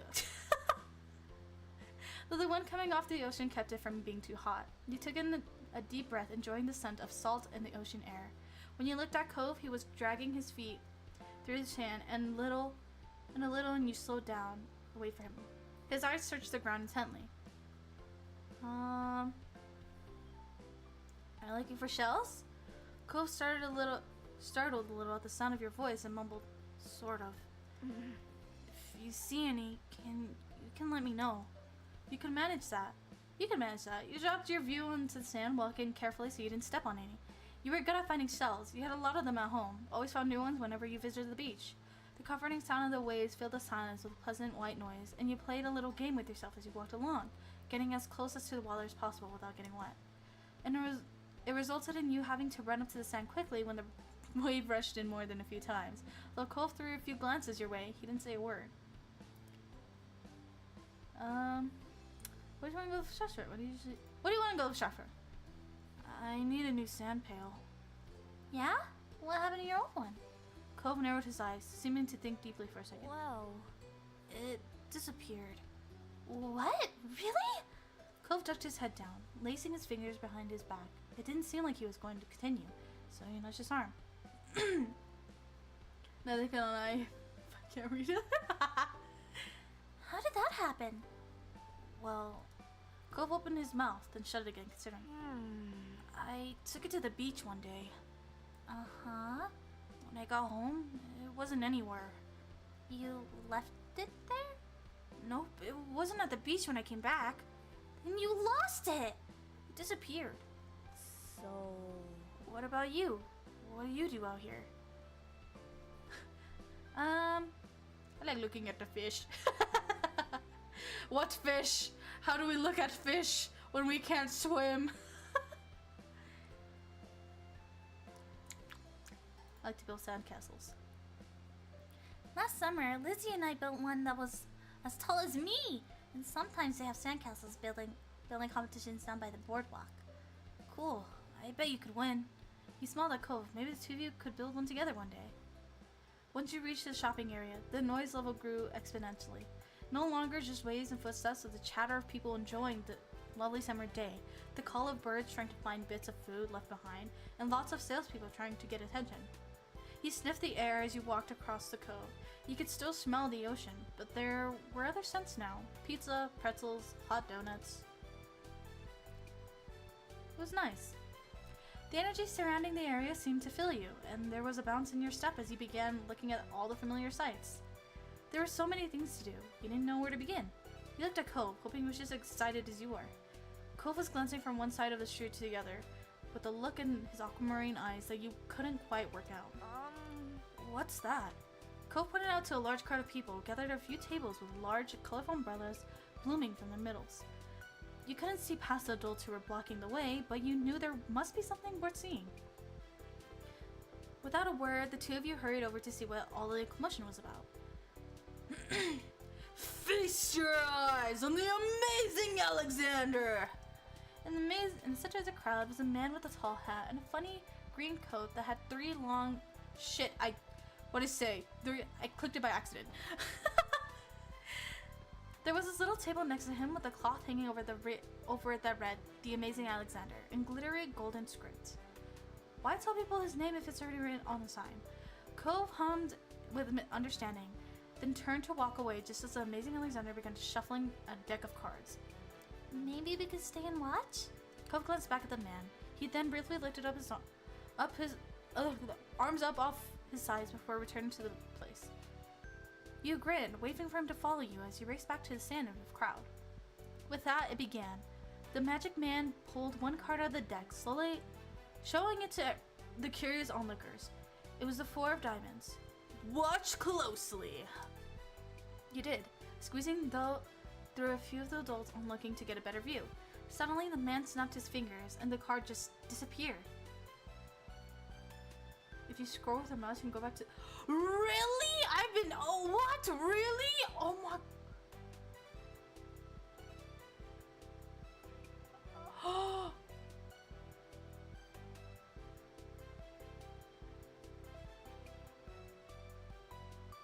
Okay, I went too far.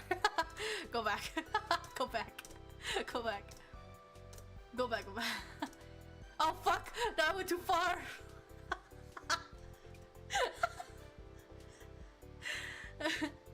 Whoa!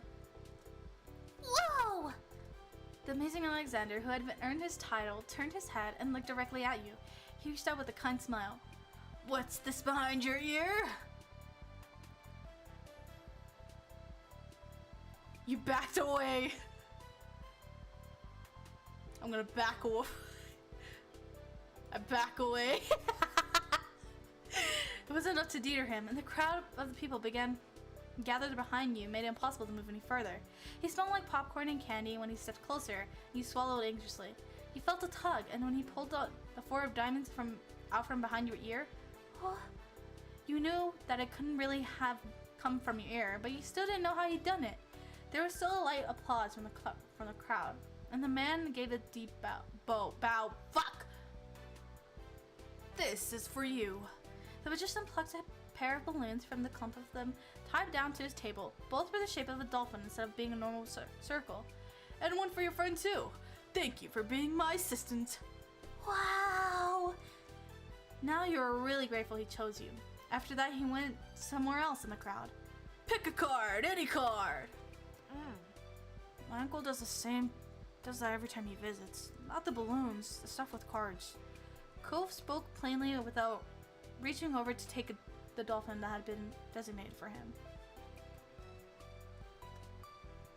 Cove's just ruining the fun.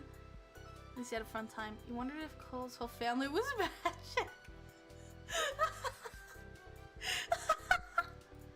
I'm gonna go with at least he had fun. You saw a magic trick and you got a great balloon. That was more than enough to make a wonder worthwhile. You thought that if you could find a card to practice with, maybe you could make it disappear too. The crowd started to clear some, and you noticed at the sides where there was a whole rack of brightly colored kaleidoscopes on display. Pick up a magic cake pop. Fuck yeah, Rubik's Cube. No, I want the shapes and colors. Oh, these are cool. Shift your balloon string to your other hand so you could bring the mysterious tunnel into your eye. A whole palette of colors appeared right in front of you, spinning into all kinds of different shapes as you twisted the end of the tube. Shapes and colors. Cole picked one up and looked through, twisting the tube at the end. After a second, he sat it back on the rack, moving to the other side of the stall. He went under the awning, careful of his own floating dolphin, and you joined him. Are you having fun? He nodded, and you smiled back at him, happy to hear it. When Cove moved towards some stalls nearby, you followed beside him. There's a crab! I want the crab! While Cove looked at the sand pails, you were drawn at the table with colorful keychains laid out on it. They were sewn in the shape of sea creatures, and there was a plaque that read, "Handmade," standing proudly in front. There were lots of different types. You saw a dolphin, a shark, a crab, a turtle. Give me the crab! Your hand stopped on the crab, claws raised and a tiny smile on its face. It had big eyes and little legs, and the fabric was smooth when you picked it up. You had seen a few crabs at the beach before, though they usually scuttled away before you got a chance to look at them so closely. You liked the idea of having a crab all on your own, even if it was just a soft animal. You were instantly enamored. Checking the price through Checking the price though, your heart fell. $6. You didn't know how much about money, but you thought that was a lot to spend on one thing. You really had one more than a $5 bill into your name. Honestly, same. Is that what you want? Huh? Oh, it's $6. I didn't bring any money. Alright. It's fine. You don't have to. Cove didn't mind that. He took the keychain from your hand and that was that. He was holding a small yellow bucket for himself too. I was always gonna get you something. I already got the money for it. He smiled, pleased to have things work out. It was nice of Cove's dad to let Cove buy something for you too. You had to remember to thank him next time you saw him. After Cove said that, the two of you stepped out to the store, side by side, your balloon dolphins knocking together and spiraling around in the air. These look like big plushies while they're just keychains. I know, they look ginormous. You watch Cove hold up his new pail to his face, examining it thoroughly. Hey, Cove? Yeah?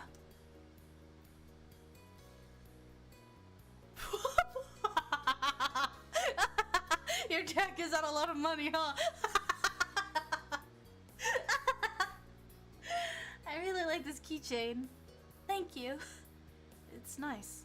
Cove looked further down the street, where different food stall carts were lined up. He rested his non-cast arm over his stomach, and just as he did, yours let out a light growl. You hadn't eaten since breakfast, and after all this wandering around, you were definitely ready for some lunch. Let's get some food. Yeah. You two wandered around a short while, looking at all the delicacies that were available. Everything looked delicious, and as the different smells, both sweet and salty, wafted over to you, your stomach growled even louder. After passing up hot dogs, snow cones, ice cream, and pizza, you both agreed on pretzels. Cove got some sweet and cinnamon. And you got one with chocolate! I love chocolate. You licked your lips hungrily. Oh shit. The comments You licked your lips hungrily as the vendor handed your pretzel over, ready to take a bite. It had tiny marshmallows on it and was dripping with chocolate, just how you liked it. Your moms didn't like you to eat too much sugar, but this was a special occasion. You found an empty table close enough to be to the beach that the grit of the sand made terrible noises when you dragged the chairs out to the These balloons are gonna make it harder to eat. Cove placed his bucket on the table as he stared at his still balled up hand. Do you not? Okay, so when I have a balloon, like when I was a kid, whenever I wanted a balloon for a birthday party, my parents would tie the balloon onto my hand. Because, you know, as a kid, you're gonna let it go, like, especially if you're outside. So if you grabbed a balloon, they would tie it to your hand. And I see that not many people do that anymore. Like, not even my little cousins. And, like, my dad does it to the other little cousins so that they hold the balloon, but they end up, like, not even taking care of it and letting it go anyways. So I'm just like, what? Are you saying you didn't like the balloon pet? Not an actual pet, but, like, I always pretended it was like a pet. Like, just, I'm burping a lot, sorry. You opened your mouth to agree before an idea hit you. I know! After carefully placing your pretzel down somewhere it wouldn't get sandy, you took the balloon dolphin out of Cove's hand and tied it to a delicate bow around his... Oh my god, just as I was talking about it! Just as I was talking about it! Bro! This game hears me! This game is hearing me! Oh. Cove bounced his arm up and down in place, testing the stability of your knot. After watching his balloon jostle around and remain attached, he smiled satisfied. Can you do it for me? He repeated the ritual. Ritual? Cole struggled somewhat with the cast restricting his fingers in one hand and the other string already tangled around the other. Okay. That's what got it. The two of you spent a moment admiring your handiwork, both hands now free to allow easy munching on your pretzels. You bit into a doughy treat, savoring the taste on your tongue with a smile as you looked out over the ocean. After a time you finished your pretzel, you were done before Cove. It was boring not having anything to do. You pulled on a string of your balloon to bring it down to your level. Then you held the dolphin in your hands, manipulating to look like it was jumping through the air. If you turned to face towards the beach, it looks like it was swimming in the waves of like a real dolphin, which was a sacrifice of trying to get on someone's hand. Yes! A laugh came from your side. When you glanced back at Cove, he had left the remaining part of his pretzel on the wrapper. He was gripping his dolphin too. Mine's name is Merryweather. He's the Prince of Dolphins. Merryweather? Like the Vtuber? Vtuber? The Vtuber Merryweather? I think that's her name. I think. Wait, I know their name is Mary, but my name is Cherry. She's actually an alien. They're just a regular dolphin. They star in movies. I like the alien. When no one is looking, she transfers back into her true alien self. She has purple skin and 10 eyes. You sighed, wishing you could meet a real-life alien. What's yours? Cole considered this question, placing the balloon against the table and resting his free arms across it in contemplation. It's... With a loud pop, the balloon was folded into ribbons. Huh? Oh no! For a second, all Cove did was gape in shock like you. Then his cheeks puffed up. Squinting his eyes, he saw tears start to glisten. Aww. Lem, it... Aww. I will give you my balloon! You looked at Cove, then up to your balloon, bobbing gently in the air above you. You can have mine. That was better than letting him cry more. Cove sniffled, glancing up at the balloon, then back at you. No, it's yours. I don't want to take it from you. It's okay, really. Cove shook his head. Even though it wasn't your fault, you felt bad. Still, the offer seemed to lift Cove's spirits, and that was good. The passing of Cove's balloon was the last major event of your adventure. In the end, the two of you headed back late that afternoon. You separated on the beach, and while Cove went straight home with his brand new sand pail in hand, you decided to sit for a while. You watched the waves and the sunset fiddling with your new keychain. Another summer day was drawing to a close. It had been a good one, except for the sand final note. Oh, we got it done! Yippee! Time for the next step! Yes! I'll never get tired of that view. You sit beside your moms, Lizzie, and Cove as the five of you watch the sun dip into the ocean, somewhere far, far away. You like to... Wait, how long have I been streaming? Should I save part 2? I've been streaming for 3... Should I continue, or should I...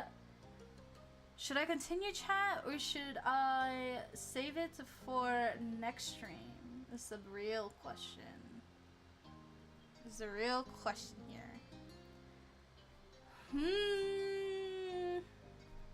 I'm gonna... Okay, you know what? We'll save it for next stream. We'll save it for next stream. Because as of right now, I feel like that's a good plan. I should stop every step. I'll stop every step, and then we'll... yeah, and then we'll, you know, we'll catch up. We'll catch up. We'll catch up eventually.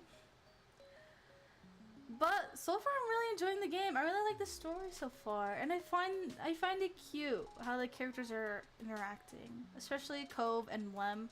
It's adorable. It's adorable. Can't wait to see how the relationship goes.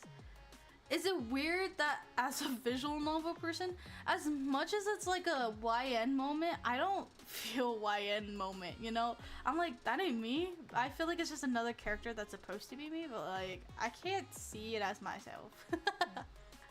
If that makes sense. I can't see it as myself.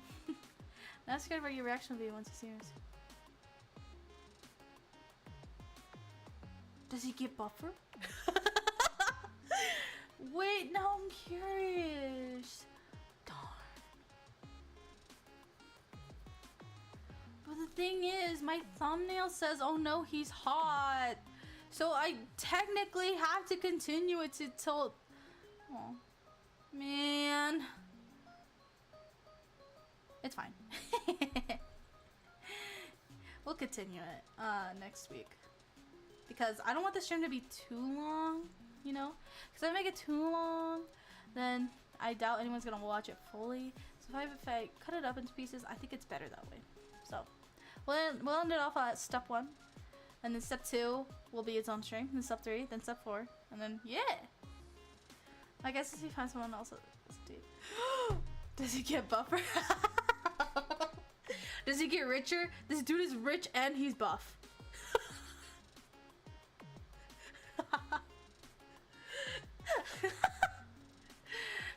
Are you looking for a new wife by any chance?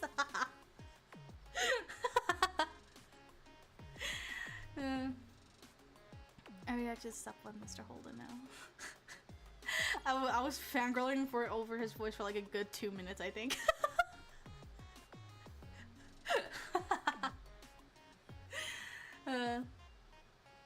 But that is all for today's stream and this week's stream as well.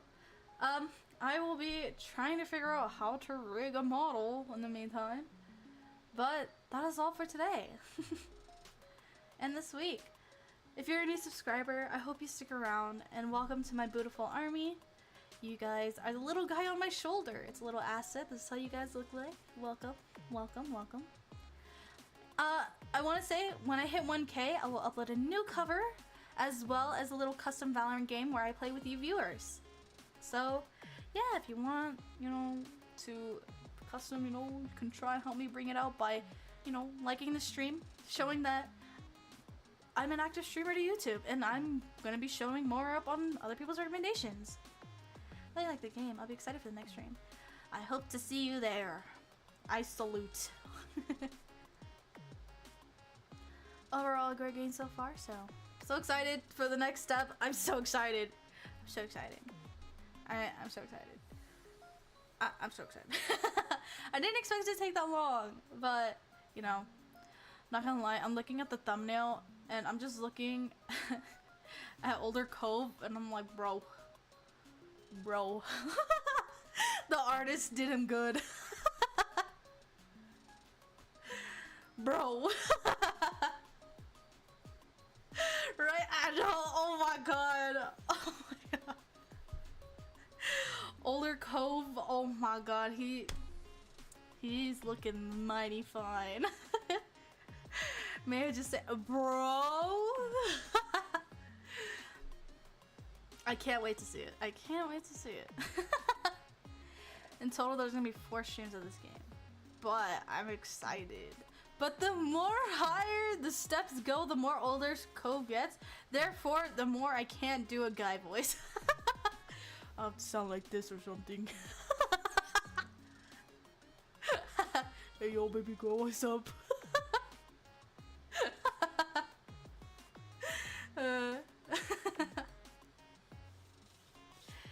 But yeah, if you don't already, please like the stream. Helps boost the channel until the algorithm punches YouTube in the face and shows that I'm an active streamer. Have some competition with the sun. Yep. Also, it'd really help me if you could help boost my watch hours to help me achieve the affiliate goal for YouTube. Because once I do, the only thing I need is my 3,000 watch hours. So I'd appreciate it so much if you'd like, if you can go back and watch some of my old streams. You don't have to though, but it's just a thought. So you guys can get some emotes and stuff in here, as well as sending in supas if you'd like. But we also get members. Like, that's awesome. And yeah. It's a fun week this week. Next week, we're gonna try and finish up the color wheel art. We're gonna have step 2 of this game. And I'll figure out what other games I have planned for next week. But yeah. Thank you guys so much for coming. I hope you guys have a wonderful day, night, afternoon, whatever time of day you are. And remember, you're beautiful. And have a wonderful weekend. I'll see you guys again next week. Alright, bye-bye! Bye!